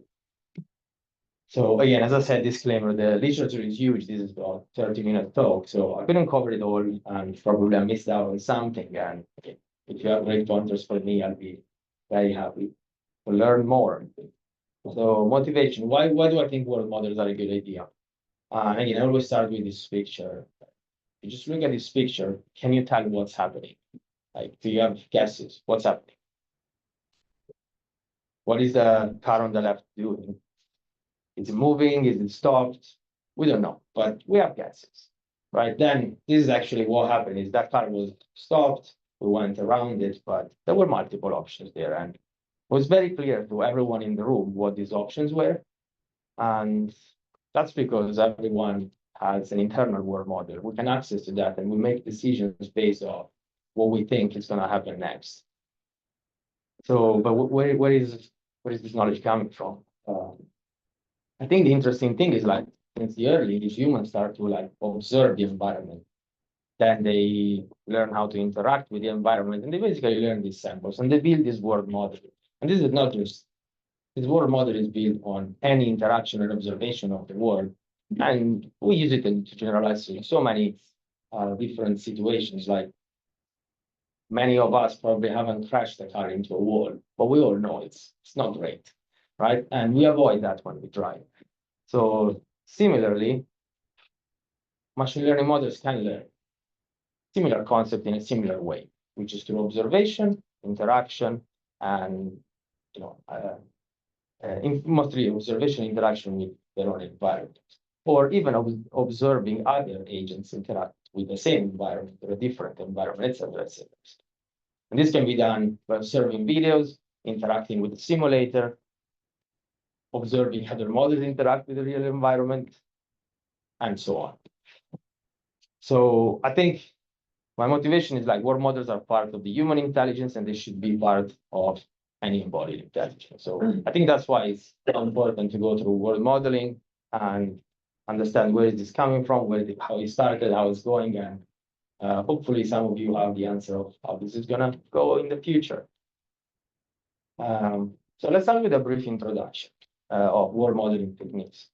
So I would say these world models, this is a paper 2018. I call it how it started.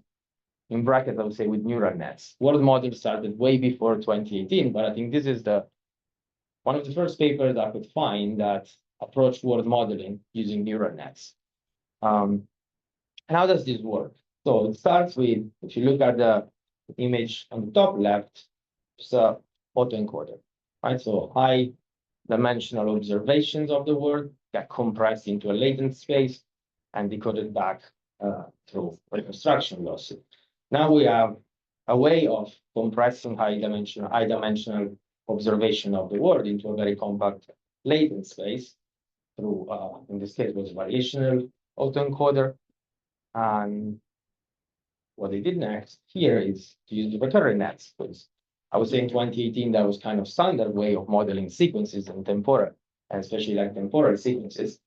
And this paper started proving that you can learn both a word model and a policy through that schema at the bottom by interacting with the environment, and you can achieve state-of-the-art performance. So at the time that was done using the OpenAI gym environments, but they proved that forcing a model to reason about the environment and what happened next really helped learning a stronger policy. I think immediately after that, Dreamer V1 came out. That was 2019, and Dreamer V1 introduced this RSSM architecture, which is effectively a recurrent net with some fancy distributions being matched. I'm not going to delve too much into the details here. I put links to all the papers if you want to read about all the details. But I think what's really interesting in Dreamer, it was the idea that you can learn a word model and a reward model, which is observing the environment or even other agents interacting with the environment. And then you can train your own policy fully in imagination. So then when you start training your agent, there is no interaction with the environment. And they proved that by doing this, what you can do is learn a very strong policy. And again, at the time, they used continuous latency, so it was similar like a PAE type of encoder to represent these high-dimensional observations. And they proved using the DeepMind control suite that you can achieve very, very good results without even interacting with that environment, which is pretty important because when we think about embodying AI into a real robot that interacts in the real world, we can't just throw a robot out in the wild and allow it to make too many mistakes before it's a disaster, right? And so this was very inspirational at the time. Dreamer V1 was followed by Dreamer V2. I would say the main difference between the two models was they moved from continuous states to discrete states. And it was similar, so they learned behaviors fully in imagination from a word model that they could train from observations. And this time, this model achieved state-of-the-art performance on the Atari suite. So we see that we moved from one type of latency to another, and there is extended capability. And the Dreamer saga continues, and there is Dreamer V3, where in Dreamer V3, the authors start to propose a lot of tricks on how to train and stabilize the training of this recurrent net, which is not very easy to train. I don't know if you try to fit some Dreamer models, they're tricky. If you succeed at it, they do very well. And Dreamer V3, they show how by stabilizing the training and allowing to train and scale up these Dreamer models, they can start tackle much more difficult environments like Minecraft. So we started from very simple environment, DeepMind control suite, went to Atari, in the end Minecraft. So we kind of see this improvement in type of tasks that the word models can help to solve. So I'll pause here because I've mentioned a couple of times discrete latents, continuous latents, et cetera, et cetera. So like if you don't know what these things are, it's just autoencoding the images and videos. So there is some literature on how you can do that. So, and what's the goal here? The goal is to take a large representation for a state of the world, like an image or a video, and compress it. Why we want to compress it? Because then the world model can treat this compressed representation, the reason in this compressed representation much better than it can do in the high dimensional representation. So I just put some pointers here, but I'm expecting everyone should be fairly familiar with these things. So we talked about recurrent nets, and we're moving now to transformers. So Fenaki came out in 2022. I mean, similar to what happened in language modeling, where we were modeling sequences, everyone moved from recurrent nets to transformers, and we kind of started to see the same shift happening in the word modeling world. So yeah, Fenaki came out, and it's like one of the first papers that proved that you can cast a word modeling problem, which is video modeling if, in the end, as an X token prediction or as a mask token prediction. And here is like an example of what Fenaki could generate. These are like rather small images. They're quite basic. But also what they did is they started to introduce this concept that these word models can be prompted with text.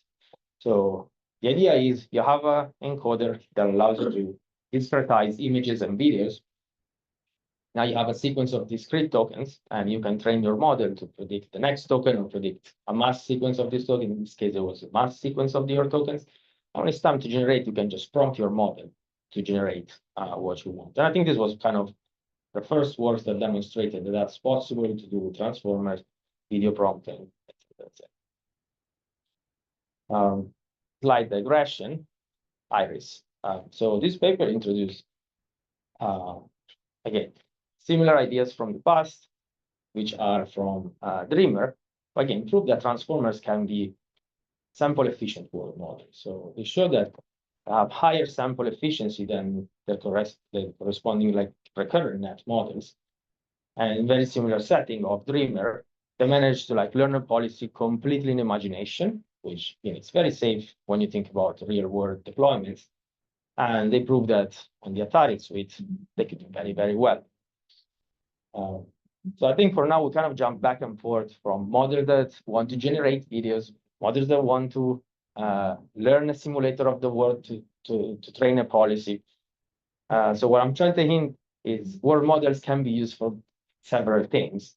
And you'll see like going forward, that's kind of the case. But yeah, so don't be confused by the fact that some word models are used to learn policies in simulation, some are not. So they've been widely employed in the last few years, and I'm trying to cover the most interesting work that I found so far.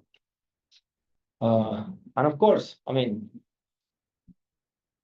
hasn't been claimed as a word model, but this year we also saw Sora coming out as a kind of impressive video generator. And with Sora, we started seeing the shift from transformer-based architecture, I mean, still transformer-based, but start to train these models using latent diffusion instead of next token prediction. And yeah, Sora, I mean, we all saw it, like realistic long video generation from text prompts. I would say this been done on unknown data sources, hasn't been disclosed, but it's probably large scale. And so we see this shift is when it went from recurrent networks to transformer to more diffusion-based techniques now. And last, I would like to mention, I know that the title of the talk is we're going to explore generative word models, but I would like also to mention that in the word modeling literature, there is an entire stream of non-generative methods. What does that mean? For example, this BJPA work from 2023 proposes a different idea where you cast the word modeling problem not as a I'm trying to predict what's next, which kind of takes away your ability to then generate samples, but you can still learn a representation that is word model like in a non-generative way. So I'll just mention it because it exists. It's not really the main topic of my talk, but I thought it was important to mention it. So this was kind of a very brief overview of how the word modeling framework shifted in the past like 4 or 5 years. And what happened is world models started to be widespread in autonomous driving. So here I just put a couple of images from a couple of review papers that came out recently that discuss about how world models are being used in autonomous driving. And actually, yes, everything here, if you look at these images, everything seems to start about 2022. Well, there's not much being recorded earlier, but I would say that before 2022, we were like already investing and thinking about world models. I would say very early on, about like 2018, we published the blog where we managed to train a policy and deploy it in a small car, Twizy. I don't know if you're familiar with it, learning the policy fully in imagination on a world model that would fit on real world data. And then we started investing more and more, where we started publishing papers about predicting the future, starting to train these world models, first starting from simple representation, like predicting the future in semantic segmentation space, moving to like Fiery, that did it like in bird's eye view space. I know, and some of this work then started to get, and we tried to like kind of close the loop with what I've presented in the literature before, where in 2022, we published MILE. So MILE is a recurrent state model, very, very similar to Dreamer, that predicts bird's eye view segmentation and action. So this is effectively a model that has learned jointly a word model and a policy. We deployed this in Carla, and at the time, I think we got state-of-the-art results. Of course, things are gotten much, much better now. And similarly, at the same time, there was this work called SAM2, which is very, very similar to mine. I just wanted to mention it because I think the two works came out basically 1 week apart. We didn't know, they didn't know. We just found it, and we just found it. So that's another example where using these recurrent state models in Carla, people were able to fit word models and a policy jointly. Right, so then we moved on from that, and the main reason is we tried to scale that up to real world applications, and we didn't really see the scaling curve that we wanted to do, so we decided to rethink what we were doing, and that's how we started working on Gaia. So Gaia is our way of rethinking scaling world models with data and compute. And so what's Gaia? Gaia is a word model based on an autoregressive transformer, and Gaia employs a lot of different modality encoders to compress images, actions, and text as a set of tokens. Once you do that, you can just take this multi-model sequence, align it temporally, and just model this as a sequence. So we did this last year. We presented it at, I think, SVPR last year, and I think it's in most of our talks. Today, we are now using it in conjunction with Prism, like for several things away. Yeah, what was impressive when we first saw is like, we started seeing that these new world models that we were training started to have a lot of nice things that we wanted to see in world model. They started to show us that they are intelligent, they do understand the world. And this is one of the examples, right? They started to demonstrate us that they do understand multiple options. And so if you can take a word model, you can initialize it with sequence and start unrolling. And if you take a few samples, you'll see that there is quite a lot of diversity. And this example, I think it was in Jamie's talk as well, but again, it's one of my favorites because here is just the word model is demonstrating that they can understand that even the interactions with other agents can be different. There are like multiple options out there. And having all this information is really, really important when it comes to like make decisions for driving. And here, I mean, you can see that these video generations are not like pixel perfect, but the concepts and things that are really, really important that we should care about are there. And that was really remarkable when we first saw it. We were so excited. Again, I think this has been shown today again, but another mind-blowing moment for the team, it was when we first saw these results. We did force a ego vehicle to drift in the wrong lane, and Gaia can simulate other vehicles responding to our actions. Again, all of this is fully end-to-end, nothing is scripted, and it's just an emergent behavior that you get from training at scale. Again, we allowed Gaia to generate from text prompts, and here's some example where we just say, I want the weather to be sunny, rainy, foggy, snowy, and we can get very, very realistic samples out of it. Similarly, we can control for the time of day, and all the samples look realistic and respect the prompts. And I would say one other important thing here is like the long generation. This is just 2x speed, 2x speed up in this video, but here we just started generating a video and stop. We kept going. This goes for like minutes in the future, and it was one of the first time that by looking into the world modeling literature, I could find something that is that stable for that long in terms of generation.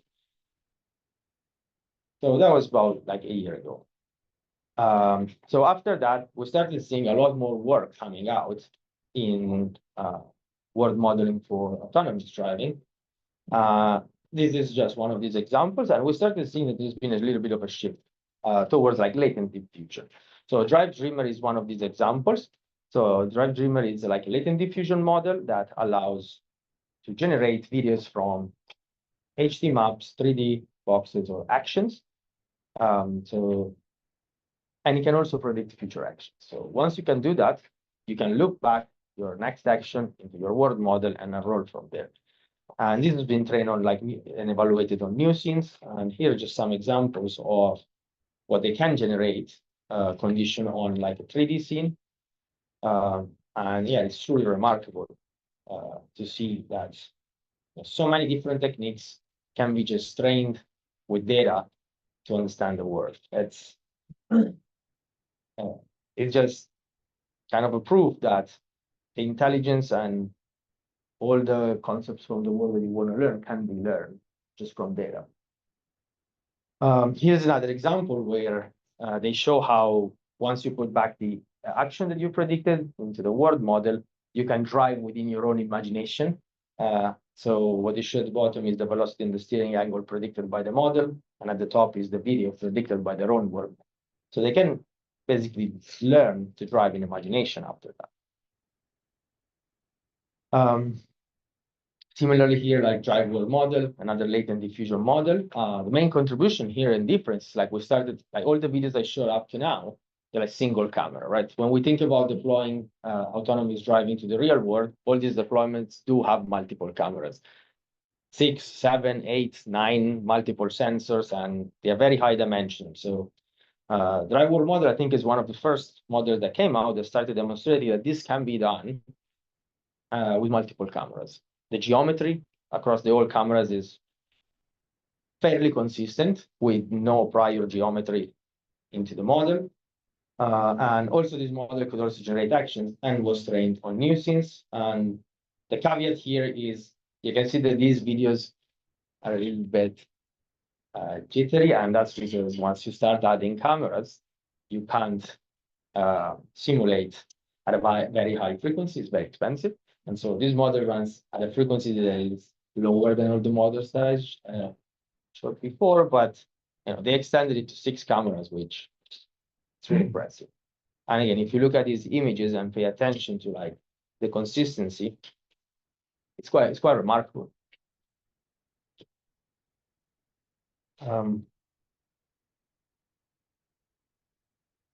Right, and then a driver I came out. So interesting here, we started to see multimodal language models being added on top of world models.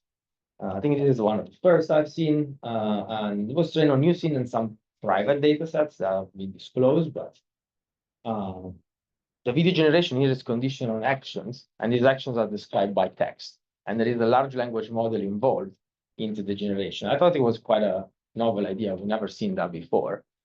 But anyway, we started to see like diffusion and multimodal language models coming together in the world modeling world.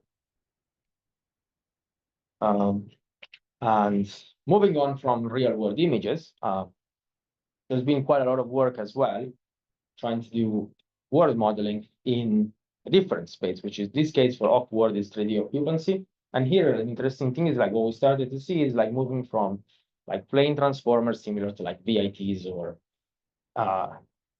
standard transformer to like spatiotemporal transformers, right? Because when we think about the world and the world model, both space and time are important. While up until ST transformers, most of this work have model space and time as a unique thing, and that's more expensive. So Awkward started to do this using 3D occupancy maps, and I think after that, Wabi published Copilot 4D, and still this is the discrete diffusion model. The observation space is like LiDAR space. I think it was trained on new scenes, Kitty and Argover, so like more data sets, LiDAR point clouds, like a different like observation space. But again, all is the same ideas of trying to model the world and in a certain representation space and try to predict what happens next. And here's a like great examples from their blog where they enroll time and they show how they can predict LiDAR point clouds in different scenarios. And this prediction is quite accurate and like for a few seconds in the future, which is probably what you need for like plan. Finally, I think this was mentioned by someone else today, like very recent paper, I think it came out like a couple of weeks ago. And we started to see like more diffusion models coming into the world of world modeling and started to tackle high resolution video generation. So this model Vista is quite impressive video generation at a very high resolution. So this is the highest resolution I've found in the literature. And these are some example videos from their work, quite stable generation. And finally, also this one came out a week ago that I think the most interesting thing about this paper, it was starting, yes, they do propose a new generative model to generate videos. But the most interesting part here is they just don't limit themselves at showing that they have a new world model that can generate realistic samples. They try to close the loop. And closing the loop means they show results where if you analyze your failure patterns on your end-to-end policy, and you have a way of generating new data samples that tackle those failure cases, you can actually improve the performance of an end-to-end policy. The interesting result here was they demonstrate that you need both. You need a really good generative model and a really good strategy to identify and generate the samples that are which you are weak. And have a look at the paper, but yeah, the results are pretty clear. You can't just take a great world model, generative model, and generate random samples, throw them back into your training set. That's actually degrading your performance. And at the same time is you can't generate samples of things you fail at from a non-generative model that is not good. Once you have both, you start to see the improvement. So I am almost out of time. So yeah, let me just wrap up what I tried to discuss today. Yeah, I tried to stay away from like just wave specific things. I wanted to like kind of try to cover a little bit of what's out there because world models are starting to be out there, especially like in autonomous driving. We're starting to see more and more companies or research labs starting to investigate world models and invest a lot of them. So what do we have seen today here? I would say, yeah, we should probably, I hope everyone agrees that now world models play right now an important role in embodied AI and will play a massive role. So it is important to invest in them. And we've seen, I would say, 4 main techniques that are commonly applied in the world model, like something like Dreamer and recurrent models. We started to see like vector quantized representation that can take large spaces like images or videos and compress them into like token spaces. Started to see diffusion models, and we also briefly seen JPA models, which are these generative models to learn models of the world. And we've seen that all these techniques can get put into work for autonomous driving. And they can employ as data generators. They can employ to understand the world as representation learning tasks. They can be coupled with behavioral learning. They can be used for occupancy prediction and further planning. So applications of world models in autonomous driving are widespread. And so, yeah, I would just like to leave everyone with just one question, which is, how do we improve them? How do we leverage them to unlock the full potential of embodied AI? And that's just an open question I'll leave to the room. Thank you very much, and I'm happy to take questions.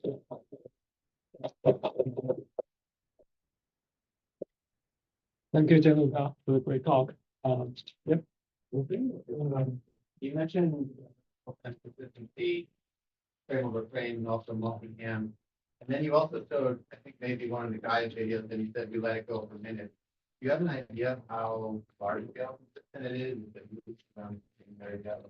Then second half of that, I forget if it's the Prism or Lingo scripted model. How aware of large scale will be if personally can tell you guys that like that in place and right? Okay, I'll repeat the question for online. It's mainly two questions here, and it's correct. So one is, if we have a sense when we generate from Gaia for like minutes, whether we look back to the same place.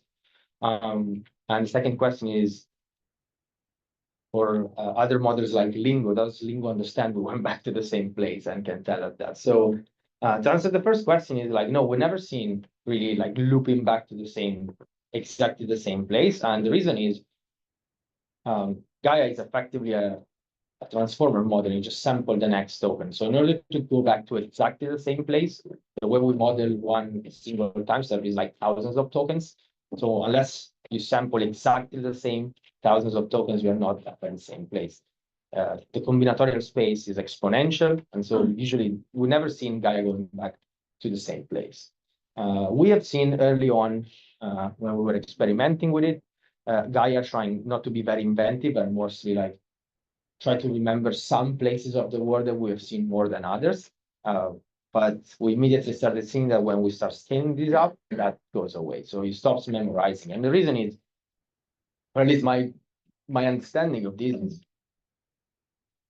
when you expose these models to significant amount of data, they can't memorize them anymore, right? So, and neural networks are extremely lazy objects. So the easiest way of solving that is not memorizing what you've seen, but is really synthesizing and like condensing the rules of the word that generated the data. And now they become amazing data generators. And so we stop seeing this memorization and going back to the same place kind of behavior. Regarding Lingo, I have to be honest, I don't know. I don't know if we have an example of going back to the same place and Lingo saying we just go back to the same place. But in general, like all these models have fairly limited memory. So even going around the same, like one block and back, probably takes minutes. So it's very unlikely that these models, until they start fully generalizing to extremely long context, will be able to do so.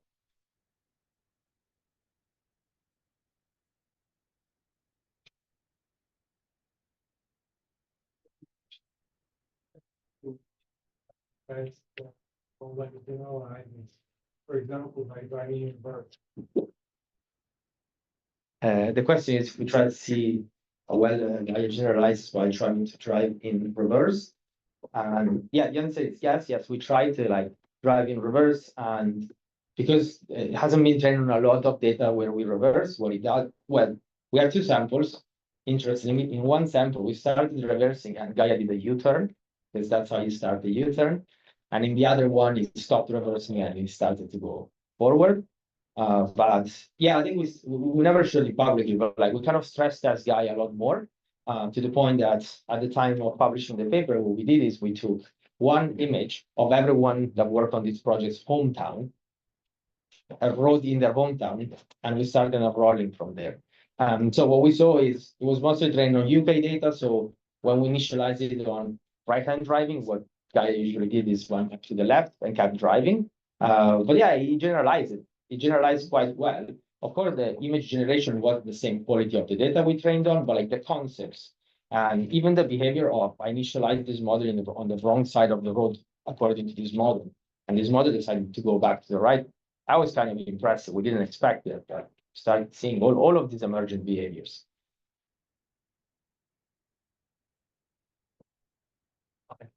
During the sampling of the future in the Gaia model, we are shooting from multiple possible futures. This includes the behavior of other agents, like if one vehicle is cutting you or not, or yielding you. I was wondering if we have more deterministic control over the behavior of other agents during the sampling of our model. So the question is, when we sample future from Gaia, and the future is multimodal, we do not control other agents' behavior. And so the question is there a way of controlling, having more control? Yeah, actually, yes, there is. I think I haven't included in this presentation because I tried to limit my tutorial presentation to paper that we published. But I think today Jamie gave a sneak peek of how we can do that with Gaia, which is, for example, the examples that we gave on Prism, like we can add agents there and control what they do in a video. And so, yes, we do have new versions of Gaia where we're working on full controllability of other agents through their 3D position, text, et cetera, et cetera. So it's something that we have in the works, but we're adding the ability to control better the behavior of other agents. On the back. What are your thoughts on training a controller based on the lane representation inside of the Gaia model? Question is whether thoughts on training a controller and driving policy, imagining the latent space. Yeah, that's definitely like interesting thought. I mean, a lot of these papers that we've seen have done that, so I don't think it's not plausible. One last question. You mentioned that the RSSM and mile with scale data for you can work on Gaia. Can you mention what about RSSM in scale? Was it for computational efficiency of it, or what? Right. The question is, I mentioned that when we tried to work on RSSMs, we didn't see scaling with data and compute. And what's the reason for that? So I believe that the main reason is like RSSM used to be trained with this idea of you have a prior distribution of what's going to happen next and a posterior distribution. So, and then you match those with a KL divergence. So when you looked at the whole optimization landscape, you had like your reconstructional loss, two moving distributions, and a KL loss, which if you don't tune correctly, collapses. So what we've seen is it wasn't as easy to just say, okay, let's double the parameters, let's double the data. You start training, everything seems fine, but if you end up in that weird space of your optimization where that those two distributions collapse on top of each other, the prior and the posterior, you're doomed. You forget everything. And we've seen that with scaling, we couldn't really control that easily. So it was really hard to tune all those hyperparameters. Whilst when we switched to Gaia, we reframed the whole problem as that's just next token prediction. And so there's only one loss, it's the cross entropy loss. And you're guaranteed that lower is better. Right. So in the RSSM formulation, you don't have that guarantee because what is better, like lower KL, better reconstruction, you have to trade one off for the other. So it made it very, very hard to scale just because you start an experiment, you start training well, and after a couple of days it collapses on you. And then you're like, okay, let's start from scratch, change your hyperparameters and go back and forth. While with Gaia, what we saw is that double the parameters, scale a little bit the learning rate, go. And you see that loss keeps going. And if you don't stop, it keeps going. Right. So I think that's what allows us to really scale. All right. Let's thank again Gianluca for the amazing talk. And we're now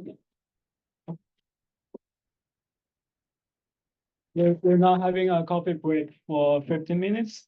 Please come back at 4:50 for there are two more talks on language for driving and also the future direction of autonomous driving. Should be someone. Yeah. So we should. I think we should set these up, but they're coming now. For the remote, for the remote, we should like accommodate. What the man was gonna do will come out of the. What's it? Wait. Yeah, Yannick called me, like I asked him to come back at now, but we have the break. Hi, thank you. Hi. Nice to meet you. So I talked about this. I have a question about trying to read the other way. No, that's you mentioned ability. So from the locks in, you can. We're connecting the Mac for you. Is it gonna live here? Oh, yeah. Yeah, I think so. Can we just turn off your content? Policy backside. Yeah, it's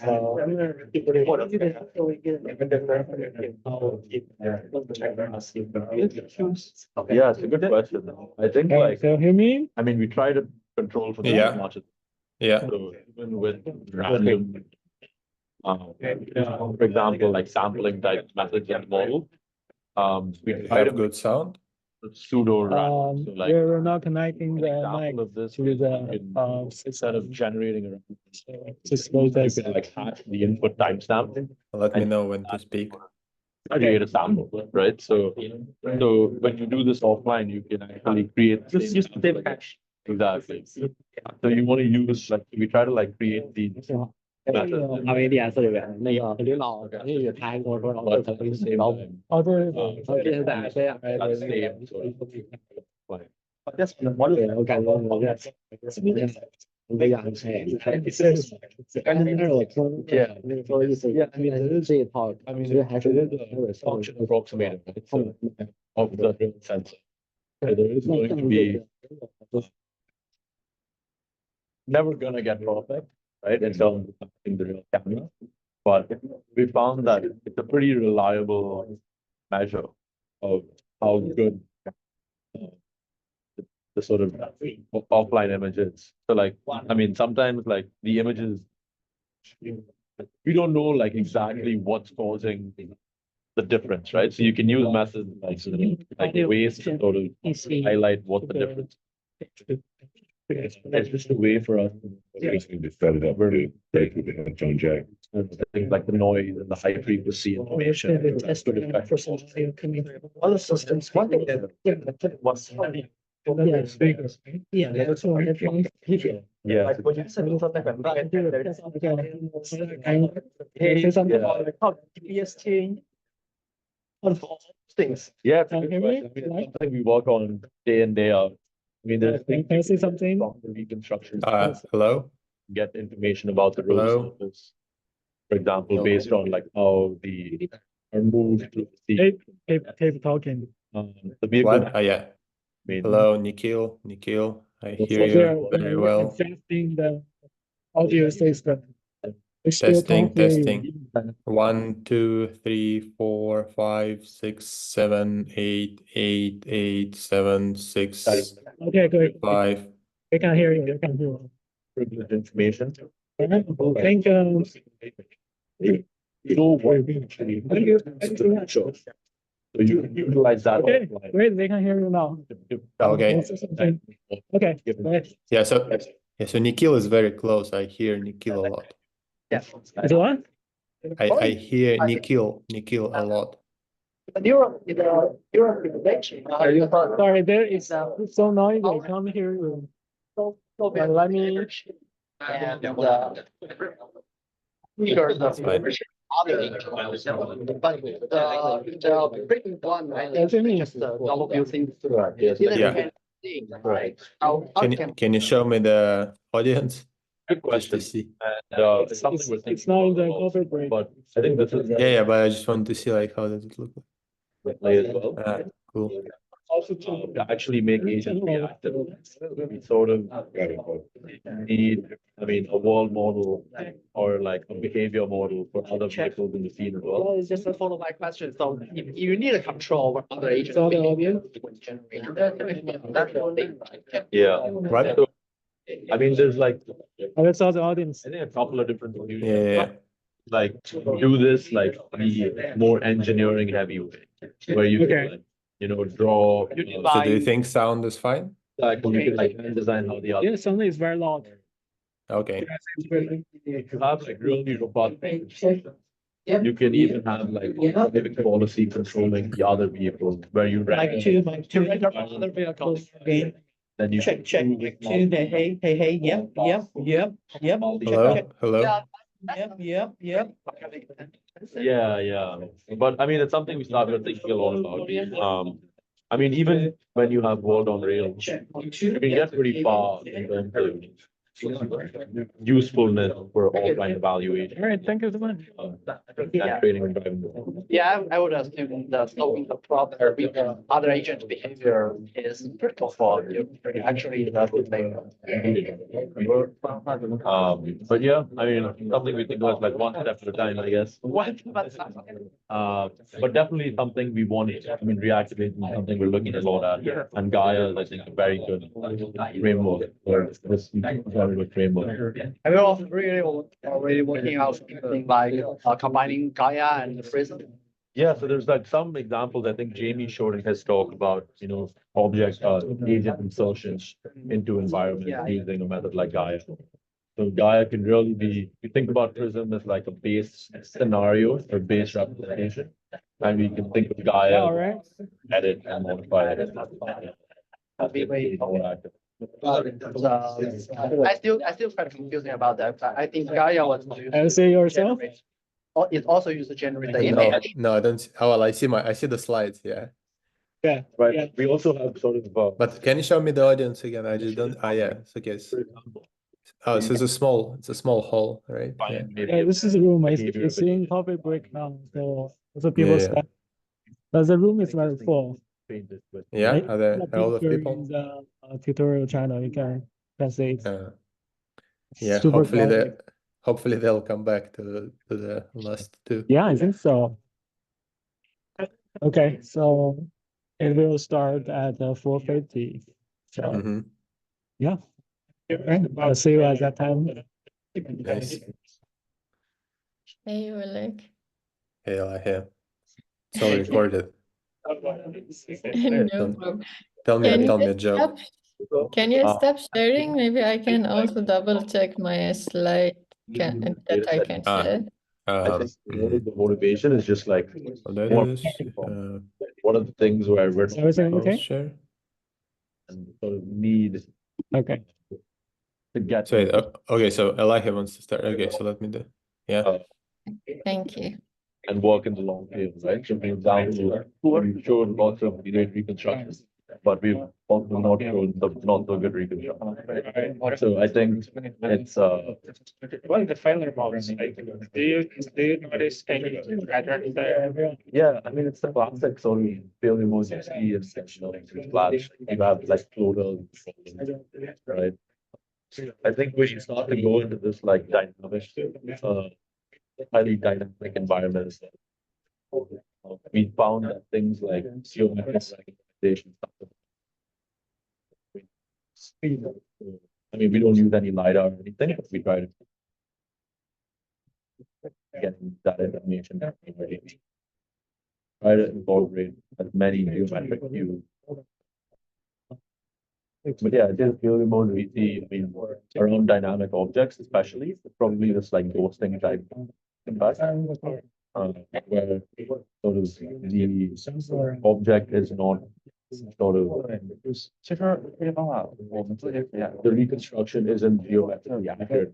So when you start to like perturb your view, you start to get some amount of ghost around the edge. Whatever, like, this kind of photo. In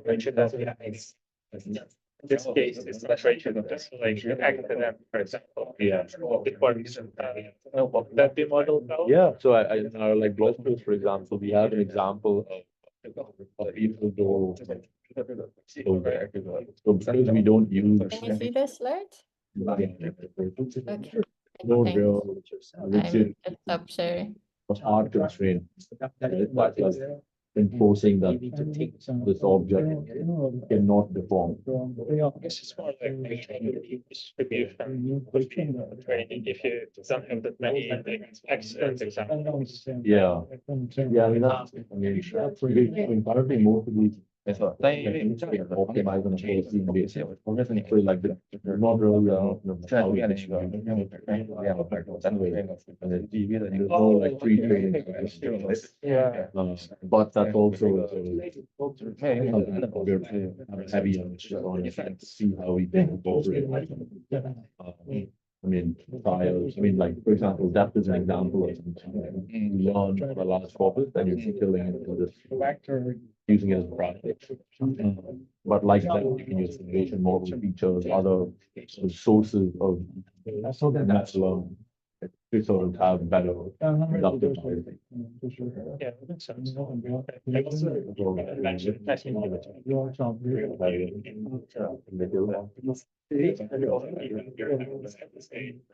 更多的一个就是you basically know your camera还是做在过程中的一个有问题有问题一定是小飞车的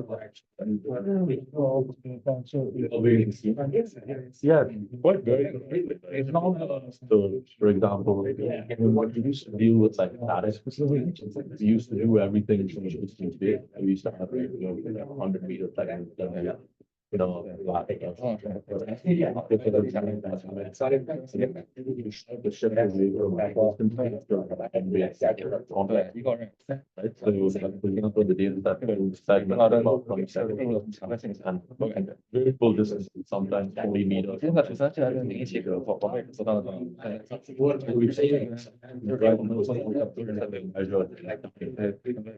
follow then the use case of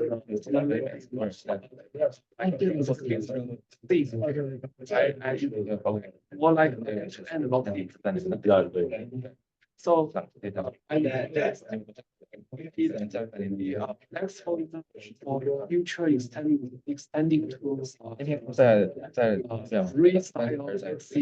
kind of Yeah, it's a good question. That's like I mean, that's where this sort of world on real something starts to break down, right?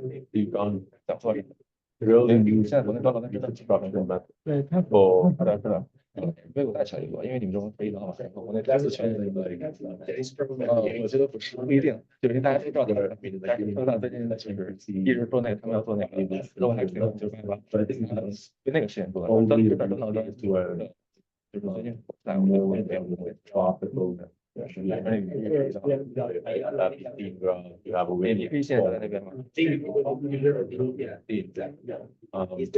found that I mean there's not really a big 我是坚定相信这个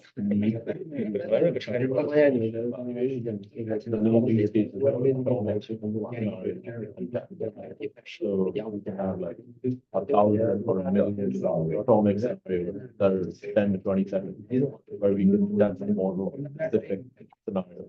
It's mainly about validation. Validation and training as well. That generates synthetic training data. But the synthetic scene is also based on real scene. Inject some dangerous scenario. Exactly. So it's sort of all grounded. Early prism like reconstruction. So grounded in some real world. Generate like fully just novel. I think we need to also work with the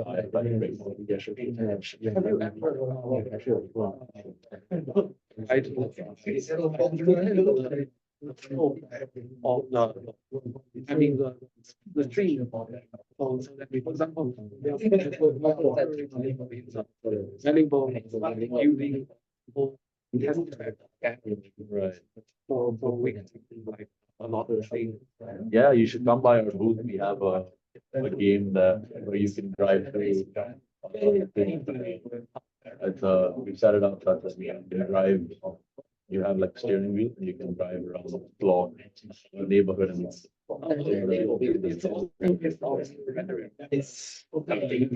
that's sort of an example of how, like you're saying, we use more to version of sort of tracks.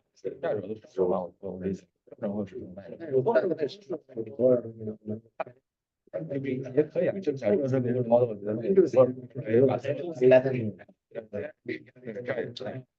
我觉得这个视频能做这个 Yeah.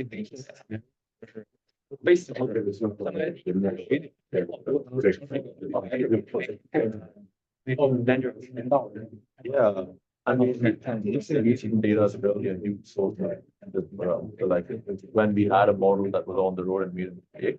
Okay, when we're starting the tutorial, Well, so please, say please.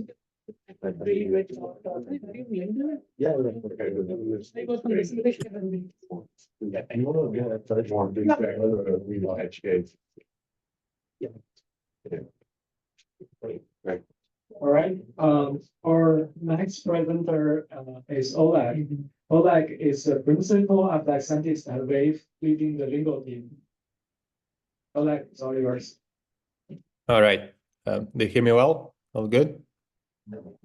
Yes. Okay. Yeah, so my name is Oleg, and I'm going to tell you about language in autonomous driving. So let's start with this kind of main question. Why would you use language in self-driving? That was actually completely non-obvious just a few years ago, right?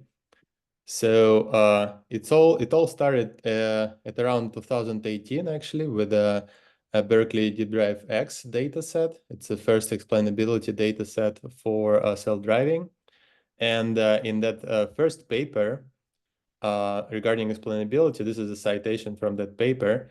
They cite those main three reasons why would you need language in self-driving. First is user acceptance. Self-driving is a radical technology, so everyone needs to trust it. People need to understand and extrapolate the behavior, and also effective communication between the vehicle and a human. Then another thing is that before, let's say 2023, there was the main reasoning architectures before LLMs were mainly those kind of technologies. You guys are probably all familiar with Monte Carlo tree search. There are also a lot of planning in deep learning using graph neural networks and a mixing of semantic engines and deep neural networks. But in 2020, there was this discovery where just next language token prediction can make model reason. And this is GPT-3, not 3.5, where already in 2020, it can do very simple reasoning regarding self-driving, right? So you can see that I'm on a 3-lane road in the middle lane, I need to turn left. And what do you need to do next, right? And it auto-completes this plan. And this plan kind of makes sense. Yeah, there's a small mistake, but it's kind of okay for 2020. But think about it. It's completely non-obvious. Why would next token prediction make any model to reason and plan? Right. So when I've seen this, I finally realized, all right, so then this is a technology, language model technology, is the one that would allow models to do planning and reasoning in one single architecture without any extra machinery like tree search or GNNs and so on. Another insight is that explanation is actually kind of equals to reasoning, right? So think about it. Imagine you see a person and then you press on the brake and then the model generates explanation. Okay, I'm pressing on the brake because there's a person on the street. Right? So if you just do this in codes kind of simple thing where you place this explanation before you do the action, suddenly the sentence becomes a reasoning sentence where you say, okay, I see the person and I'm pressing the brake because there is a person on the street, and then you press the brake. Right? So the single thing that happened is that you kind of swap the places here between explanation and action. And obviously explanation now don't have access to action. It's kind of a bit tricky. But you can see that explainable model actually is a reasoning model, which is kind of non-obvious fact that became obvious when LLMs kind of came on the scene. Yet another thing that we all realize is that language is a very compressed information medium. So if you just take a look. We lost your voice. No. Yeah, is it good now? Hello? 1, 2, 3. Do you have a voice? Oleg, I think there's a technical issue. Okay. Oh, you're back now. Yeah, I'm back. Yeah, good now. Yeah, all right. Okay, so yeah, another thing is language is a very nice compressed information medium.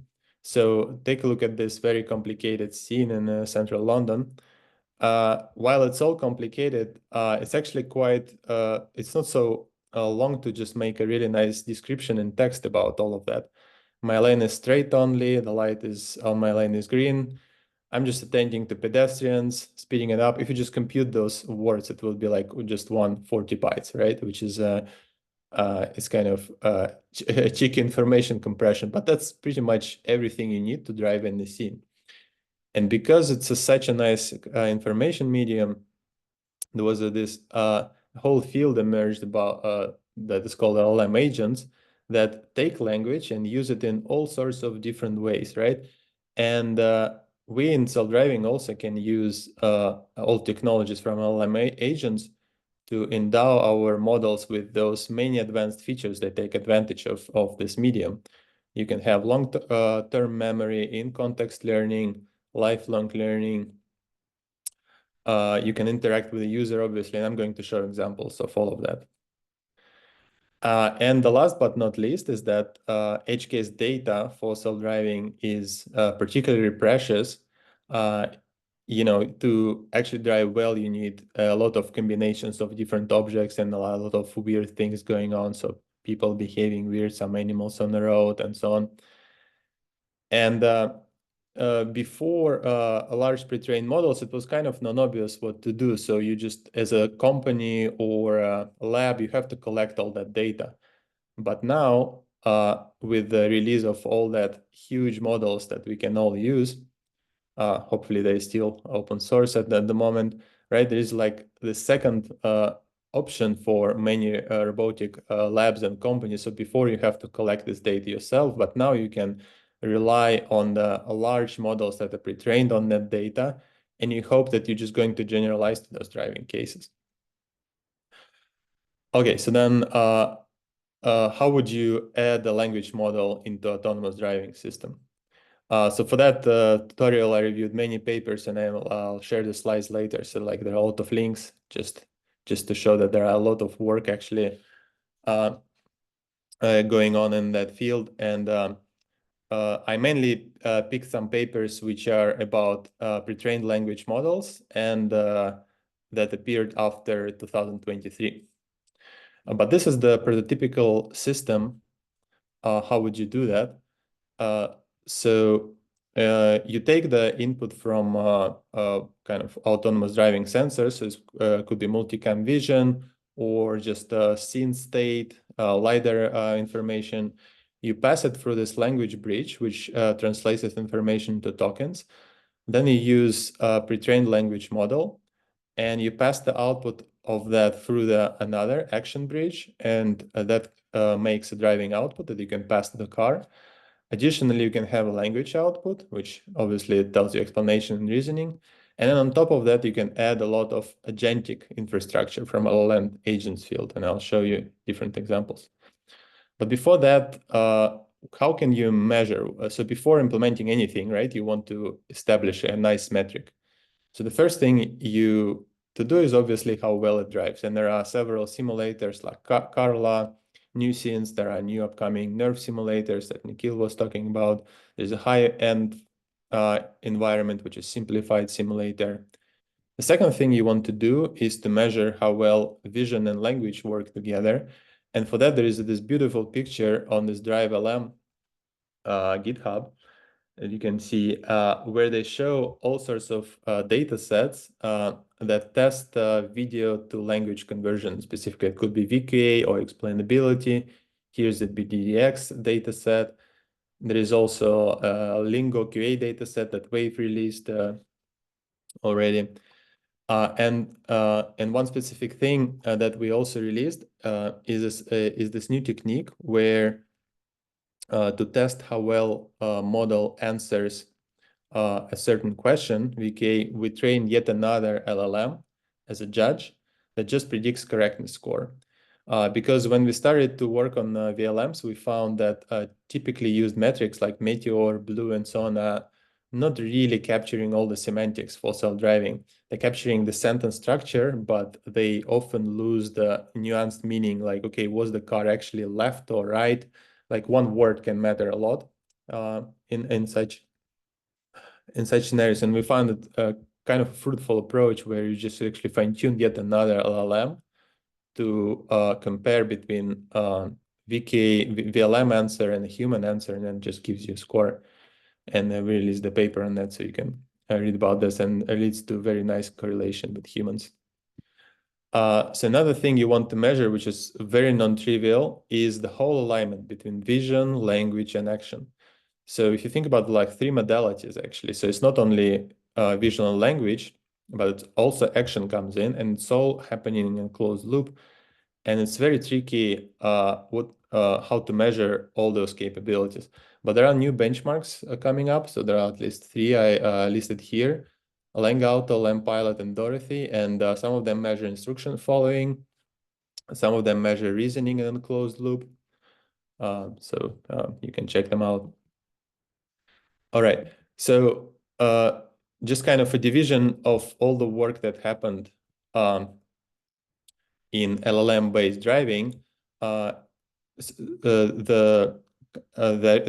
initial papers that appeared, they mainly focus on this agentic infrastructure, where originally there was no really many strong VLMs, visual language models. So people used ChatGPT using API, just trying to play with this idea of how to use language for driving.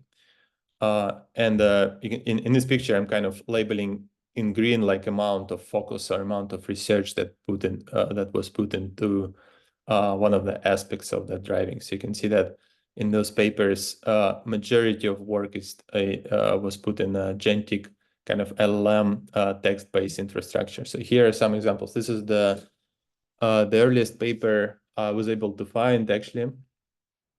It's called Drive Like a Human. And in that paper, they use this highway environment. They take observation from different lanes, put it into text, and let ChatGPT reason about it, right? So ChatGPT can generate different discrete actions in text, and then you parse that and you put it back. And even already there, quite some time ago, actually, it was like in the summer 2023, they already did very advanced kind of reasoning techniques with memory. So you can see that, okay, so you see those 2 cars, and first ChatGPT answers, okay, I want to just stop and wait for other vehicle to pass, but in reality, you can just go because there's not a gap.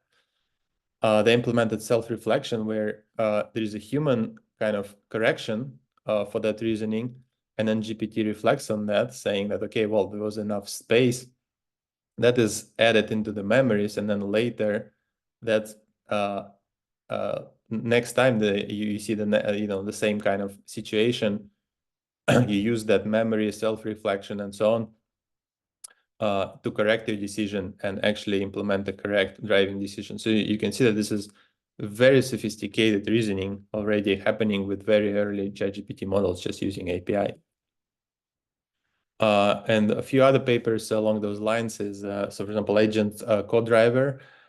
Here they added yet few more advanced features. For example, they added the module so that you can communicate with words with other vehicles, which is, again, it just takes advantage of the language being this very nice compressed medium. You can just say to everyone else saying, okay, I'm just changing lanes to the left.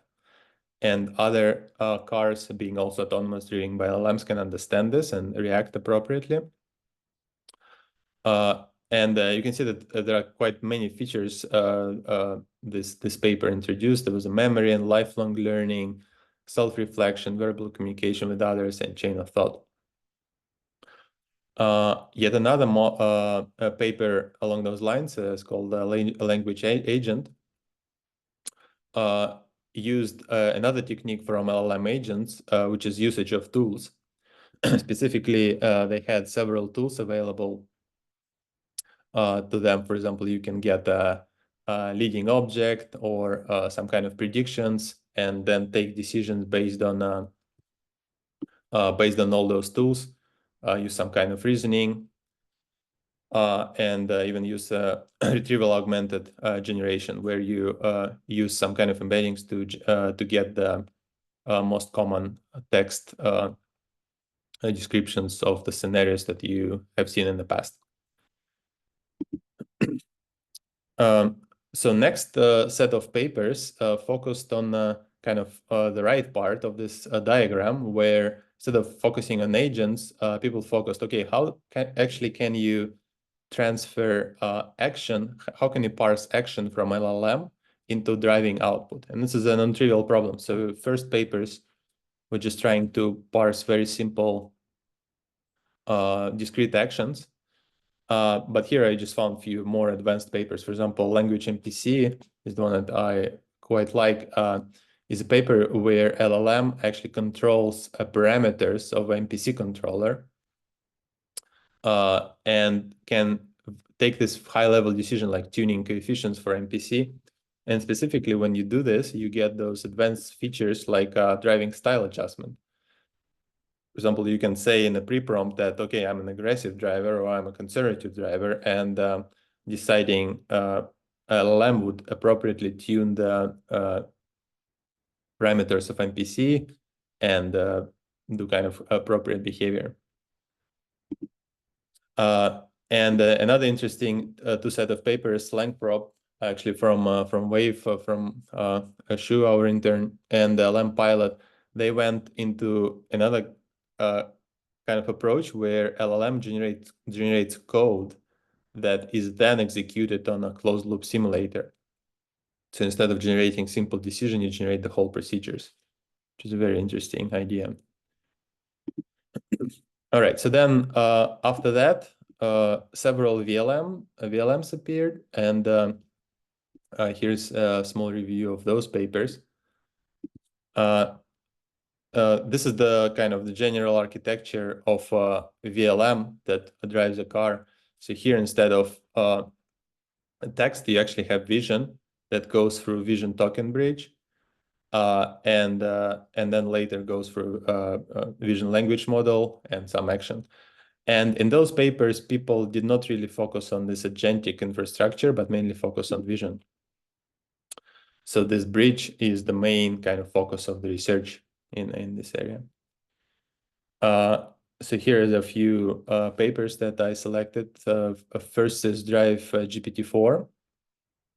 And here we can see this typical scheme where you take in frames, you use visual encoder, and typically what's used is clip, like everyone else. People found in self-driving that, okay, well, the best visual encoder that transforms images in text is clip. Then you take that, you have a learnable projections, which generate tokens for large language model, which you can train or fine-tune with LoRa, or just freeze and just fine-tune projections.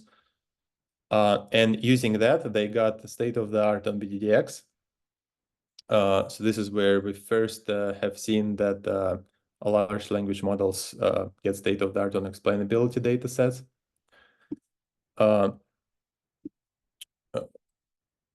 All right, so we also at Wave had a very similar project, very similar idea, which is called Lingo 1. So we released actually an academic version of Lingo 1 in the paper Lingo KA, and architecture in that model is very similar. Also, we take images, pass it through clip, pass all that through QFormer, and have a large language model. Specifically, the best was Vicuna. With that paper, we actually released the data set, training data set. We released Lingo Judge that I mentioned before, and various just ablations of very different parameters that you can tune here. And here's the demo of Lingo 1. This is a more kind of sophisticated version, but I still can participate in a dialogue, so you can read here. So user asks, what's the weather like? And Lingo says it's rainy. Do you drive differently in rain? yes, I need to be more cautious due to rainy conditions. How come? Due to rainy conditions, the road might be slippery and visibility might be reduced. So when will you go? I'll go once the black sedan in front of me start moving. So you can see kind of scene understanding here.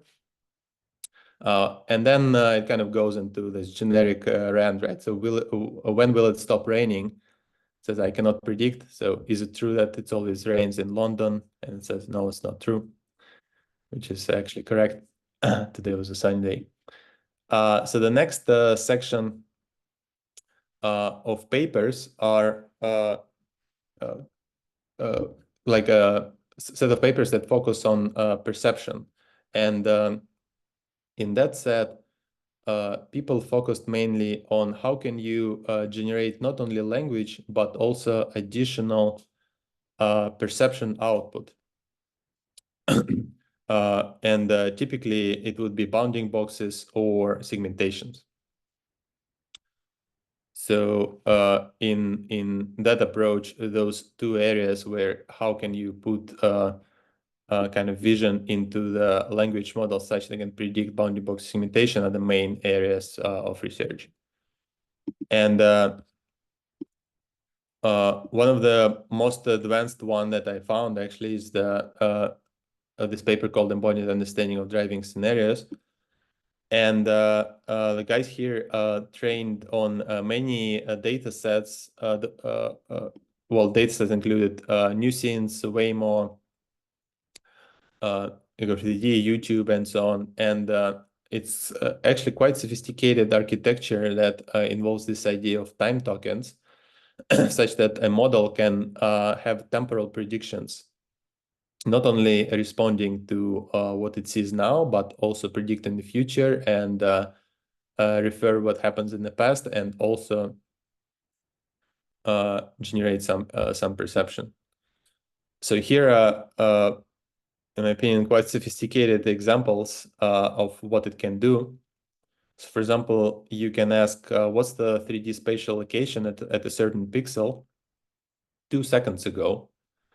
And the model correctly predicts what happened at that location, and it was a pedestrian at that location. So it identifies a pedestrian and says where he was.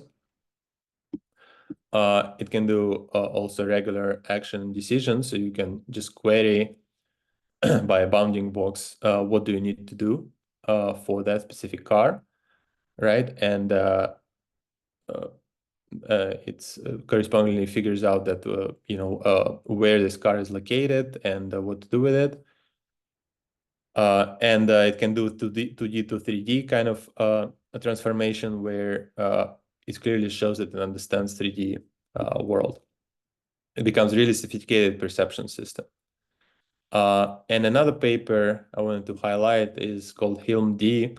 And the main challenge that they addressed is that in self-driving, as opposed to like many generic video understanding systems, you really want to pay attention to small objects, which are very important. And those are traffic lights and traffic signs.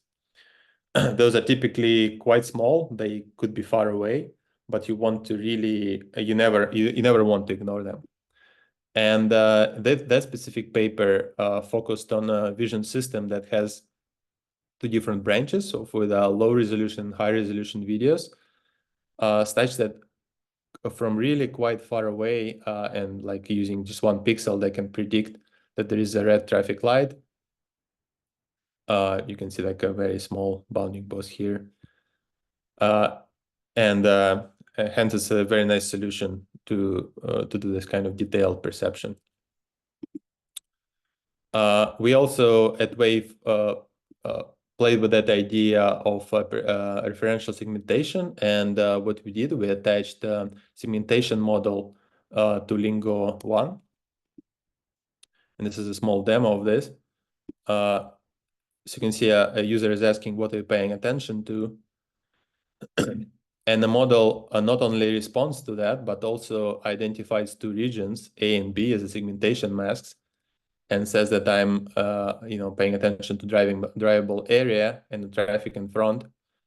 And then you can ask even more stuff, and it says, okay, well, now I'm paying attention. So you can ask about objects in the world, like what are the broken white lines mean, and you've seen that it selected the lines correctly and predicted what it is. All right, but the most interesting models, in my opinion, are the models that actually can drive end-to-end in a closed loop and use vision and language. And for that, just small digression is that if you think about why do we trust human drivers to drive a car? If you think, so humans are they just pass a theory driving test that takes at most 1 hour in some countries, in some countries even less, and pass a practice driving test, which also at most can last 1 hour. And if you think about it, this is way less than what we do in the self-driving companies, where we test every model orders and orders of magnitude more than 1 hour. And obviously right now VLMs can just go and pass a driving test. It's been shown a few times on YouTube. You can check out the GPT-4 pass a driving test. So why do we trust humans? So the one thing is that humans share all common knowledge with us, right? So like other drivers share knowledge with us, so we trust them. For example, we don't allow kids to drive, but now you can see VLMs have that knowledge now, so we should kind of trust them more. Another reason is that humans can explain decisions. But this is actually a bit misleading, because if you have a VLM that just explains decisions, it's not obvious that those explanations actually relate to actual action that the model took. So you just have like two robots speaking. One is driving, another one just tries to explain what's happening, but it's not clear that explanation is related to the action. So the reason we trust human explanation is that we know that it's all in the same kind of brain and same substrate, and it's all happening in a closed loop. And this is, I believe, the main kind of the ultimate system where the system can predict, explain, and so on, and drive together through the same weights, through the same network. And those are the VLM-based papers. One of the early ones is called Drive Anywhere, where researchers use the, again, very similar idea of a VLM, and well, it's mainly clip-based kind of model, but it actually was tested on a real car where the network actually predict control signals. Another very great paper along those lines is called ML Drive. I already mentioned that. So here, this is this prototypical system where you take in video, again, for the very similar clip and Q-former and so on. But then also you generate tokens of actions. And then what you can do is that you can test it in a closed loop, which those guys did. So yet another innovation of this paper is that they also took LiDAR input and put that into the LLM. They use specific pre-training kind of step first to align vision and LiDAR to just get a nice visual features, and then put it into language model. So you can see people started to like test those models in a closed loop, generating actions through the same weights. Another interesting one is called ADH, and here you can so here the original idea is that there are actually two models. One is a high-level VLM that can do reasoning and has way more parameters, so it can go answer questions. But then what happens is that model modulates another low-level controller, which is also a VLM, but it's way smaller, so it can go and drive a car. So specifically here, it predicts waypoints. So it's like hierarchical architecture, but also can drive closed loop. And we at Wave recently released this Alingo 2 model, and this is the first language model that ever drove on just real public streets, right? So it's been tested in the real world. You can see the text it generates is kind of explanation of its actions. And in green, you can see the trajectory that it takes. So it's first a VLM that can explain itself, but also take action through the same weights, right? And this is hopefully leads to better alignment and explainability. All right, this is kind of very high-level training recipe of Lingo 2. So first we pre-train a vision model, then we align language and vision, and later, obviously, we add action through our own kind of driving processes, and we get a full model that can do language, obviously vision, and then driving. And the last paper, but not least, just very fresh. So recently, our intern Catherine released a model called Karlava, and we got the first place on a Carl Autonomous Driving Challenge with that. And this is also based on a language model, specifically Llama. And this is a small demo of that. So you can see this is also a model that can go and drive a car, just goes through some tricky situations.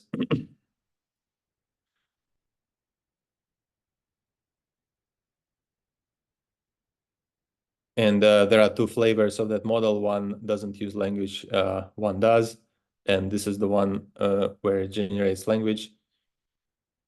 So you can see it autoregressively generates trajectory and then language token. So you can see highlighted explanations here.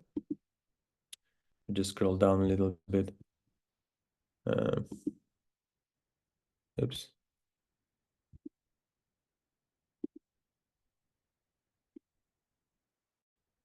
Yeah, so you can see pedestrian, it highlights the pedestrian. And then it correctly identifies construction sign with explanations below that it's going to go and go around it. So you can see the demo later.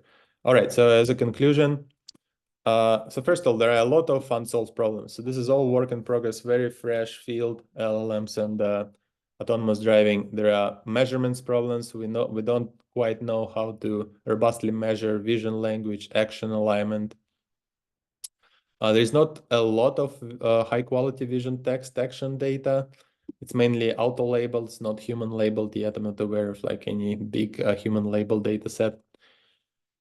So Clip is not really great for self-driving. One of the lessons is that we would love to have one of the lessons of our team is that it would be great to have a model that is really good at spatial reasoning, whereas Clip is more like sometimes acts as a bag of words, right? So we just want something spatial and can reason in language.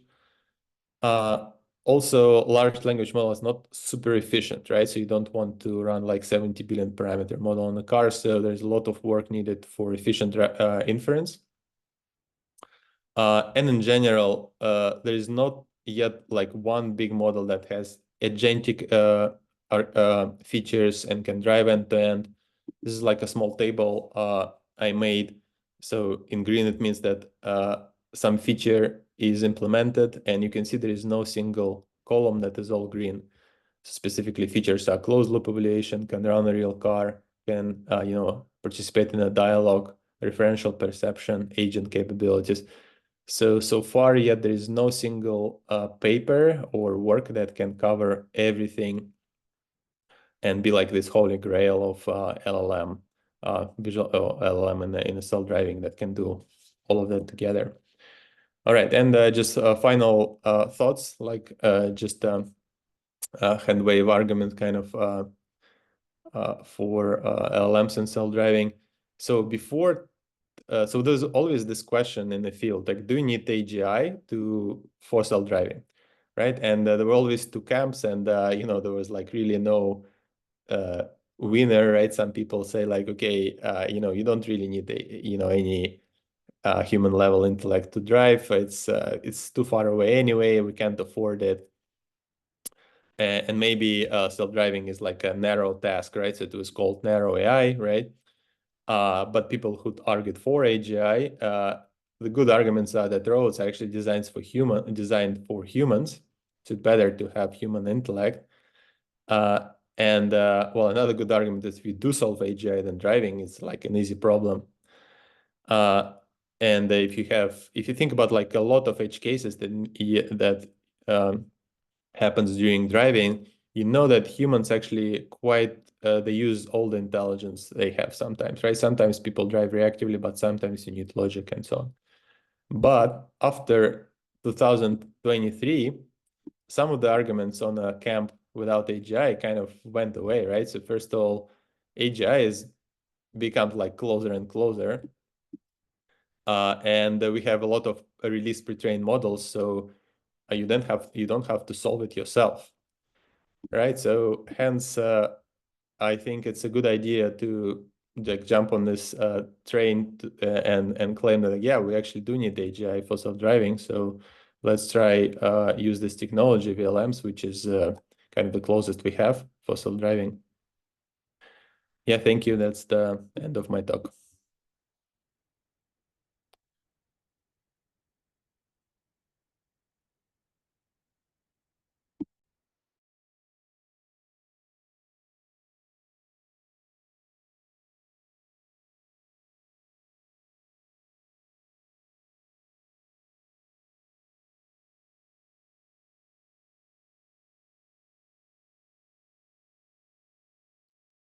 Yeah, I don't hear anything. Sorry. Yeah, you guys are muted. Hello, can you hear me now? Yeah. Mm-hmm. Okay, so I would like to know regarding the LLMs. So as you know, LLMs hallucinate.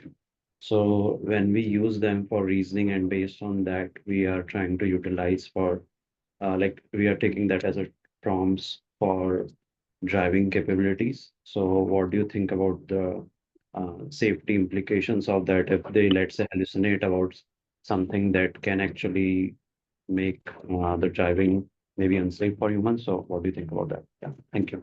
Yeah. So as I said, mixing LLMs and in autonomous driving is a extremely early field of research. So we kind of don't know the answers on those questions. Everyone in the world tries to reduce hallucinations. So one cool thing about using pre-trained LLMs is that you kind of piggyback on a lot of other researchers trying to solve problems for you, right? So instead of trying to solve it yourself, you know that okay, a lot of people working to make LLMs hallucinate less, right? And so another kind of view is that no matter what, you want to have really robust testing infrastructure for all your self-driving models, right? So we at the companies, I mean, since we're doing end-to-end driving, we have to have very robust testing infrastructure, off-road evaluation, like in neural simulators and on-road evaluation and so on. And no matter what, whether we use reasoning or don't, we have to have that done, and hopefully that catches all the regressions possible, right? So we're really investing into all sorts of evaluations, but as I mentioned, evaluations is not really yet a solved problem specifically for LLM. So there's not much work done on like reasoning, for example, hallucinations and self-driving. I'm not aware of any good benchmark yet. So yeah, it's not a great answer, but yeah, it's a kind of work in progress.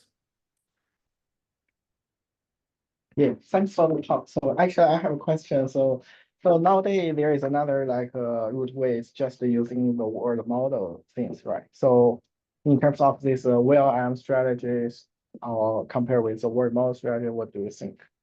Which one? Yeah. Yeah. So well, I mean, we are pursuing both of them at the company, and obviously, even Gianluca presented this paper where people started mixing those, right? Where a single model can generate language and video at the same time.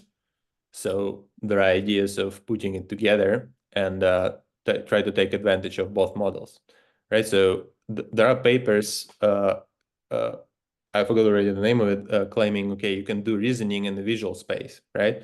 The fact that you can predict the future and you can predict different futures, this is how Monte Carlo research works, is that by predicting multiple futures and figuring out what's the best one, it's also certain, well, it's a reasoning, right? It's a planning and reasoning kind of paradigm. So there's definitely a lot of ideas how to mix them together, and I don't think they are, they're complementary, right? I think there definitely a lot of research to be done. How do you do visual reasoning and language reasoning at the same time? And in fact, this is what humans do, right? So humans can imagine futures, but also humans can reason about future in words, right? And all of that obviously is beneficial. Thank you for the great presentation. I have one question. So the chat box of the LLM to respond to the user to indicate how does the vehicle thinking is pretty interesting idea. Just thinking about instead of just responding to the user, will it possible that the user prompting will potentially affect the driving of the vehicle? So for example, if the user prefer driving in the highway instead of local road, prefer to drive in the middle of the lane instead of the carpool lane and the rightmost lane, would that make it possible to interact between the user and the vehicle itself? Yeah. And so I'm going to publish the slides, and there is a list of papers, and some of them actually explored that exact idea. Not exactly the example that you're saying, but the idea of instruction following, idea of interaction with users, specifically those papers that focused on LLM part, not the VLM part, because unfortunately, I mean, still we still don't have good papers on VLM agents, right? On visual agents, but there are papers exploring exactly those ideas. Yeah, and answer is yeah, it's possible. People demonstrated that, and yeah, hopefully that's the future, right? So you can change the style of driving. Say, okay, I want to drive more maybe safely or aggressively or stuff like this, right? You can even instruct, okay, you have to go left or right, and all permutations of that. Thank you so much. I'm really looking forward to the papers. Thank you. All right, let's thank again Oleg for the great chat and talk.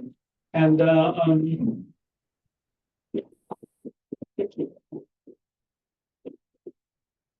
for the last talk, we have Alahe, who is head of AI research at Wave.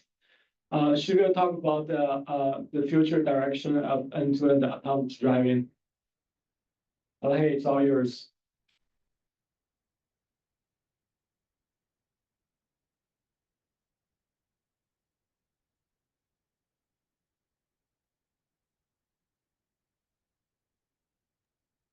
Can you hear me? Yeah. Okay, great. And can you see the slides? Because I can't see this. Yes. Okay, great. That's amazing. Welcome everybody to this final session. It's amazing you made it. My name is Elahe and I'm head of AI research at Wave. And I'm trying with this last session first and recap everything that was discussed today very briefly, and then discuss also very briefly at the end the advancement, challenges, and the future direction for the end-to-end autonomous driving systems. The agenda would be first, we will go through why end-to-end compared to modular systems. And then what was the advanced and technology up to here? We will go through the simulators, word modeling, language for self-driving. And at the end, we will discuss the directions and the challenges for the future research. Some of those will include like data scale, safety, memory efficiency, and so on. The first question is the why end-to-end autonomous driving. This diagram was shown a few times already today. I go very briefly into that. The traditional autonomous driving, which also we know them as a modular approach or AV 1.0, they are combined of multiple modules. They have perception, planning, prediction, localization, and many more modules that they are all working stack back to back with the hand engineering systems to make the autonomous driving work. These systems already, they are very complex. Each are coming with more, like each component comes with its own error that end up to have accumulative error or compound error effect at the end of this decision-making process, which leading to be a non-scalable solution, and it's constrained with the hand engineering rules, and their reliance heavily on the HD maps make them also reduces their applications, because many roads are changing over the times. Every single day, the roads, even in the urban area in the cities, are changing, and then new rules are new roads are added, and then you are driving out of roads, not everywhere, that very frequently the maps are getting updated based on that. In AV 1.0, as I mentioned already, the individuals modules are coming with the errors from individuals modules are compounded over the time, creating significant system errors. And also the safety of these systems at unknown situations still is at question. Although later we will come back to these concepts that maybe it's in the community, it's more accepted that they are more interpretable, because you know what should be the output of each module, but how the modules all together end up to interact with the world is still unknown, and the safety scenarios are limited there. In contracts, we have end-to-end AI systems or AV 2.0, that we are combining all these modules into one neural networks. And then we let the system to decide and optimize for these errors that every individual modules in the AV 1.0 has to work with. This approach eliminates the need for intermediate representations and allowing for direct optimization for the end results, as I already mentioned, and it's more scalable. Something that we haven't touched it yet, these both systems, they need safety subsystems because of regulations and also the public trust that later at the end of the session, we will go through that. Why end-to-end systems? These systems are highly portable because they use uniform computation structure. They can easily adapt to new kind of hardware settings and also vehicles, and simplifies development with fewer modules, which is a huge advantage, and achieves better performance compared to these traditional human-coded systems or rule-based design systems. This makes them a compelling choice for future autonomous driving solutions, and that's why the whole tutorial was around the end-to-end systems.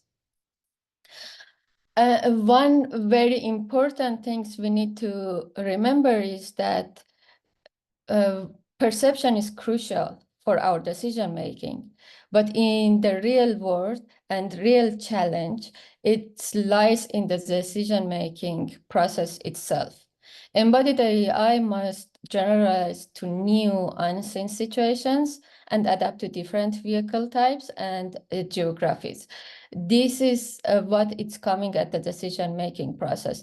Although the system can realize the traffic signs and many other maybe objects, but still the decision-making, how to interact with this dynamic world and evolving world around it, that's the major challenge. This challenge itself requires robust decision-making capabilities that go beyond a simple environment perception. This coming from a very nice survey paper that today was briefly discussed, I want to touch it back because we can, after establishing, okay, we have AV 1.0 and 2.0, and 2.0 comes with many more advantages over the first modular systems approaches, the conventional approaches. Now how we can test and verify and train these systems.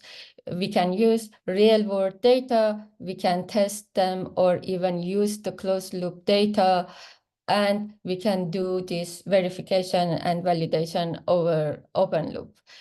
There are so many challenges. Some of them we already mentioned, it was already touched.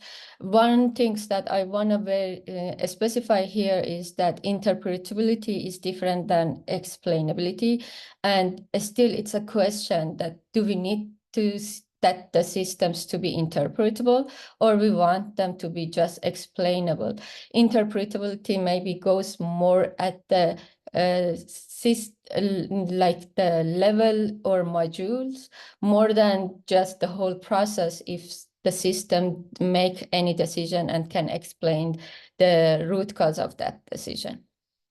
And some of the future trends that it's like zero shot or few shot learning. Why we need that? Because every day we might come with a very new scene and scenario that nothing similar to that was already included in the data base that the models were trained. And these few shot learnings are very useful. Imagine you are driving in Europe and then you go to USA, or in UK and then USA, or the other way around. You can quickly adapt yourself from right-hand side driving to the left-hand side driving. And these capabilities are coming with the few-shot learning or zero-shot learning, or even the traffic signs from one country to the other country slightly might change. And if you just train your models to be to learn based on this memorization or recognition of the traffic signs perception modules that is coming with AV 1.0, then this might be very limiting our driving system to just one country. Let's now recap some of the recent advances and technology in the field that was already discussed. And this includes generative models for trajectory prediction, data-centric approaches for continuous improvement, and the integration of language models into the driving systems. The generative models, they are coming with many advantages. This includes text and video models trained on supervised video and at the internet scale, text data. Very huge amount of knowledge. It's already there available. And this is coming to us how to use them and leverage this knowledge from the text into our decision-making process. These models show emergent reasoning capabilities and enhanced planning in the combination with the word models and the video generations. High fidelity simulators are crucial. Why they are crucial? For different aspects. It's coming from the training, generating the edge cases, which is very hard and scarce to capture in the real world, or sometimes they are very dangerous and we cannot even try to capture those data. We should avoid as much as possible. And in other cases, because they are so rare, then there is almost impossible to drive, or you need to drive millions of kilometers to capture these scenarios. And then the simulation comes handy to generate for the training purposes, also for evaluation. And it goes from open loop that has the model output doesn't interact with the simulator and doesn't impact the states of the simulator, to the closed loop, which the model interacts with the simulator and the state is changing over the time based on the action.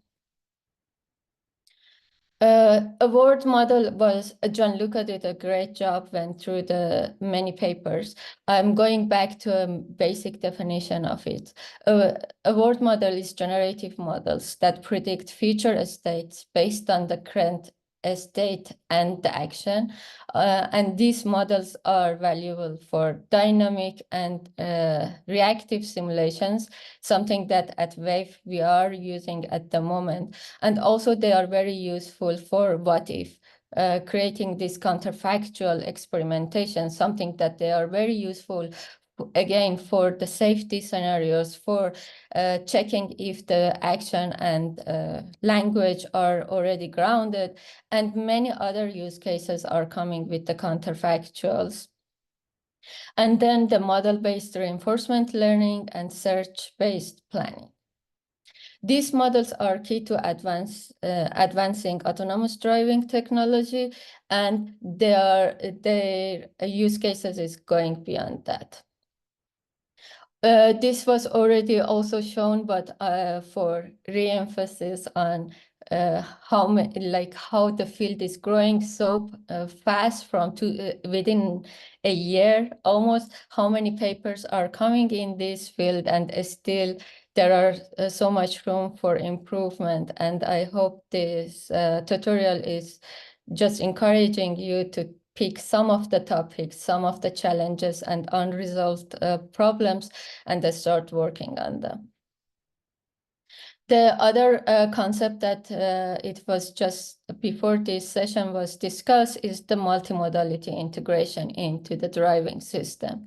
One of these very useful modalities is the language, because it comes with a huge knowledge which we can use the internet scale data for acquiring that knowledge. And now we have vision, language, action models that they are interacting, and they can use for different purposes, for making the system more safer, more trustable, because they can explain their actions, and also to making more informed decision making, and also coming with zero-shot inference. Explainability was one of the reasons behind the language models. There are other opportunities also coming with the language in autonomous driving. One of them is the intelligence, this huge knowledge that comes. And the other one is the trust and safety. If the model can reason behind its action, not just taking an action based on some perception and planning, but can reason like what's going on around me in the environment, and how every other agent around me is going to interact with me and react even maybe to my action, then this reasoning, if it's there, it brings more trust and safety. We couldn't hear you anymore. Okay, can you hear me now? Hello? Testing?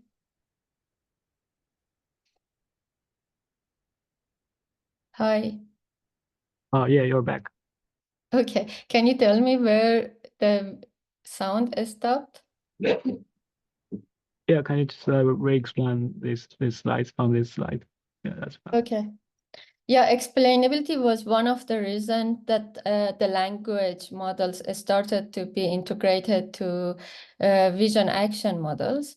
But there are many more possibilities are opening or coming up with using the language models. One of them is intelligence. We can make use of the vast the knowledge that it's coming with the language, which we need way more videos or visual inputs to obtain that knowledge. The other one is the trust and safety, because if the model can reason and then can explain itself, then the public can trust such a model more than the others.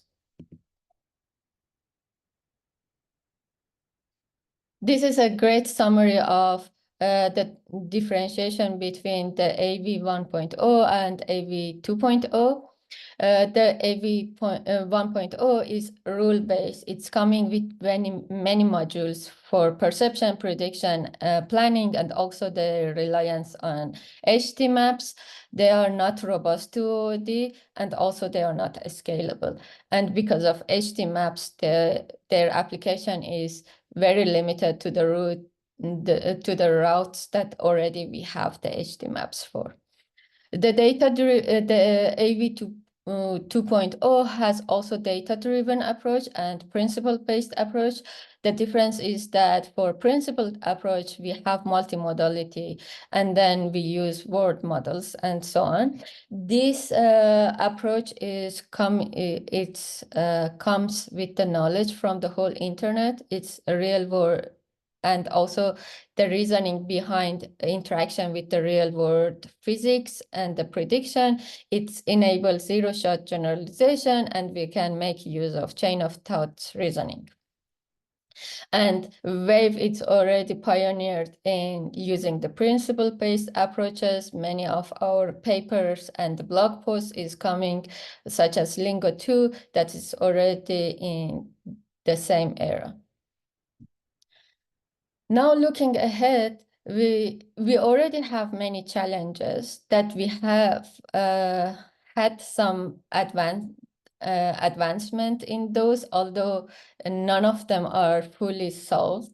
But there are coming with a few more challenges. This includes diverse real-world scenario, managing vast data scales that will come or we need, ensuring safety, making quick decisions, and optimizing efficiency. Unique challenges that we are in the real-world deployment for autonomous driving facing at this time, they include processing massive data. This massive data could be handling diverse and unpredictable, like we don't know how much more data we need to capture to handle those. And at the same time, every single day and every deployment that we have on the road, it brings more data, and how we are going to train, how we are going to manage, and how we are going to update the models based on this new data, that's also another aspect. Therefore, there are two different directions with handling a huge data set. Data scales, also the safety concerns that I will discuss briefly, optimization and the decision making.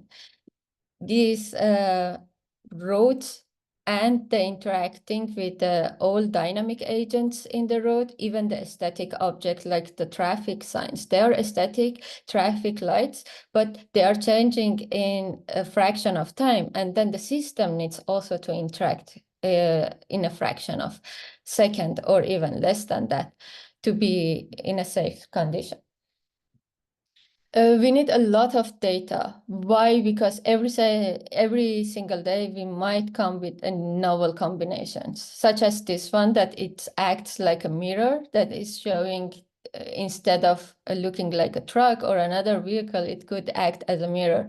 Or a rare object on the road. It could be any animal or any unknown even object. And then people are in that area creative. They can wear a stop sign or any other traffic signs, or they can dress up like a cone. And then this might be very confusing for the systems that only based on the perception, and planning is only coming from the perception-based knowledge, not a more reasoning and decision-making process that it's beyond that. There is a very big challenge with AV 2.0 is that the explainability. It's such a black box, but in general, all deep neural networks are a black box. There are millions of parameters, and then explainability of these systems are really hard. Planning and predictions also, the the networks that we are training right now, they are scaled poorly with respect to the input-output temporal length. The systems, they don't have a memory. How we can We add have a memory technical issue again. Okay. So we can't hear you now. Okay. But it is resumed. Okay. Okay, great. Yeah, one of the other things is that with the input-output temporal lengths, the networks, they don't scale or scale very poorly. We need a memory. How to add memory to the systems? This is not only for end-to-end system, it's for even the modular systems. We have this problem. How to add common sense reasoning because of all these unpredictable scenarios that we might face, and how to add change of rules or add edge case without retraining everything from scratch. This slide also was shown today, and this is very useful because when we are dealing with edge cases, we need way more data to collect than to capture any of those rare cases. But can we, with the generative models, bridge this gap with what we need for the training and what we can capture in the real world scenarios? This is another area of the research that could come very handy. But at the moment, still all this simulation-based training, at least, they are suffering from the sim to real gap that is there. Memory was already mentioned. We as a human, we have, it's coming from Daniel Kahneman, this hypothesis that brain is involved through the time and we are using two subsystems of the memory. One of them is called system one, is they're responsible for 95% of our decision-making, reasoning, and interaction with the world. This 95 is on autopilot and doesn't need that much reasoning in the brain to make any decision. But system two is rational thinking. It's much slower in the time scale, and also it's more cautious. We need to make reasoning more, maybe level of reasoning to make any action. And it's a more cautious way of decision making. But why we need memory systems is crucial for handling this long context, the temporal context that we already mentioned for the scenarios that is needed. It's essential for reasoning and planning in the complex scenario, especially with handling the edge cases, long tail scenarios, and enables continual adaptation to this new knowledge that every single day the data are collected from the roads. As I mentioned, if we collect every single day, do we need to retrain everything from scratch? Because adding this new knowledge, it's coming with other kind of, if we don't retrain or we don't train partially on the previously seen data, it comes with many more challenges like catastrophic forgetting that neural networks are suffering from. And then if we want to get closer to AGM, that one of the aspects is learning how to learn, we need this memory system to deal with those situations. The other very important gap that already exists with all this advancement in the field that we have with the large language models, with the word models, and so on, more larger and larger models are being trained with the more number of data points. But at the end of the day, for the embodied AI, which is autonomous driving, is one of those use cases. We need to deploy on some agent that it's living in the world and interacting with with its surrounding. And for this to be more sustainable, it needs to consume less energy. But the energy doesn't come only at the inference time, even at the training, like continual learning. If we need continually update the knowledge of these agents, we need also to make them efficient. But efficiency at the model level is one of the main challenging. If we decide to go to much smaller hardware usage, then there is a huge gap at the moment. Safety and reliability of the autonomous driving in general for both AV1 and AV2 are there, and they are still unresolved. There are several unresolved challenges there. This includes managing the unpredictable nature of open board deployment, handling the massive scale of the data from multiple sensors. At any given point of time, any of these sensors can fail, and then the system needs to be reliable and be trustworthy, that can decide if the rest of the sensors are enough, or at which case it can continue interacting with the world or just stop working, and ensuring utmost safety for all road users, making rapid, informed decision. Additionally, optimizing for efficiency is crucial to maintain high system performance. There is a lack of standardized and scenario databases for testing and verifying the AV systems.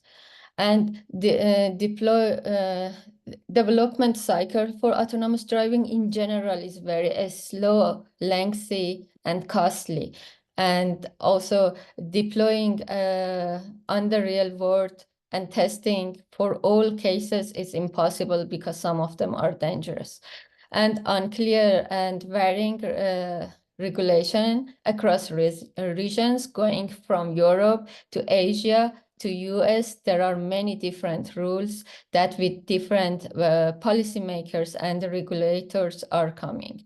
And it's really hard to handle all these different safety scenarios, although there is no agreement on what is called safety and what scenarios the system needs to be tested. So there is a new era of research that it's a still open question. The driving environment's complexity means number of scenarios for autonomous is virtually infinite. And studies suggest that providing an ADS is which is 20% safer than a human driver requires over 11 billion miles, which is very huge and almost impossible to capture for very near future, and training our models and testing them. However, simply driving many miles, it's insufficient because a diverse range of scenario must be encountered to ensure safety. The key challenge lies in finding the right scenario that represent the ODD of the autonomous driving system, determining if enough scenarios have been identified to guarantee system safety, considering their probability of occurrence. And challenges include assessing the safety risk associated with each of these scenarios. Actually, we can't hear you again. Okay. Yeah, but it's just back. Can you just restart on this slide? Oh, from the beginning of the slide? Yeah, just from the beginning of this slide. Okay, I go very quickly through that. The study suggests that if we wanna train or get a autonomous driving system that is 20% even more safe than a human driver, we require over 11 billion miles of driving data. But this data, even these many miles of data, it could be insufficient because we have a diverse range of scenarios that the systems to ensure the safety of the systems, the key challenge is in finding right scenarios that represent this ODD scenarios for the autonomous driving, and determining if enough scenarios have been identified to guarantee system safety, considering their probability of occurrence, and also the risk associated with each of these scenarios. And then after defining all these things, then we need to define what does it mean a good behavior or pass-fail criteria for autonomous driving in given scenario. Therefore, this safety is an open field, and also there is no consciousness over that, and it needs more attention of the research community. Okay, I hope you enjoyed the tutorial and it was useful, giving you some just hint what has been done and where you can find those papers, and what is a still open question, unresolved direction and challenges at the moment, and how we can tackle them. We are hiring at Wave, and we are working on all aspects from simulation to word modeling, language for driving, efficient AI, and also the multiple memory systems, different architecture-based, very advanced and very novel. And if you are interested of any of these areas, we are hiring in London, in Silicon Valley and Vancouver, our new science office. Please go and check our website and also come and meet our team at the booth.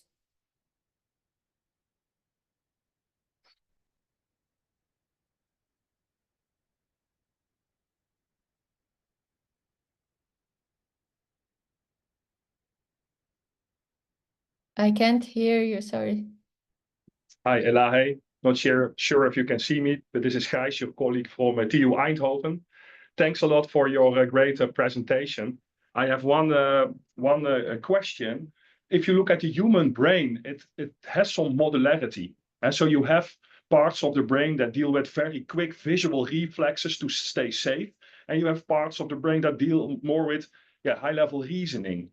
Now, in this era of end-to-end autonomous driving, do you think that there will be some modularity? Let's say a system of networks that can be trained end-to-end, but there is still modularity? Or do you think it will in the end be just one big transformer or whatever architecture? Hi, guys. Thank you for the question. Yes, brain also has some subsystems, but none of these subsystems are trained individually and in isolation with the rest of the brain. That's some differences that we are seeing with the AV 1.0. But AV 2.0 could be subsystems of different modules that also it's called AV 1.5 even sometimes, that still we think, okay, perception and everything should be trained back to back and in an end-to-end kind of manner, but still we can have this subsystem. But AV 2.0, what we are hoping or what we believe is that there is emerging subnetworks that maybe is interacting with the world. Some of those subsystems, maybe lower layers, are responsible for perception, but we are not distinguished at what level this emerging of the perception should stop and the rest for the planning should start and so on. Yeah, okay, clear. Thank you for your answer. All right, let's thank again for his great talk. And this is the end of the tutorial, and we will release a full recording in our website. So please check our website later. And we also have a booth at 1712. So if you want to talk to our engineer and the scientists, please come to our booth. All right, thank you so much for staying so late for the video. Thank you very much. Thanks. Thank you, Long. Thank you. Hey, great talk. Thank you. I just realized my video was off. It doesn't matter. Okay, great. Have Bye-bye. a good day. Bye. Bye. Tschüss. 后来我想想，对，这个我们上午就是 tutorial 的忘记带走了。对对啊，跟你们很匹配。今天专门来听这个。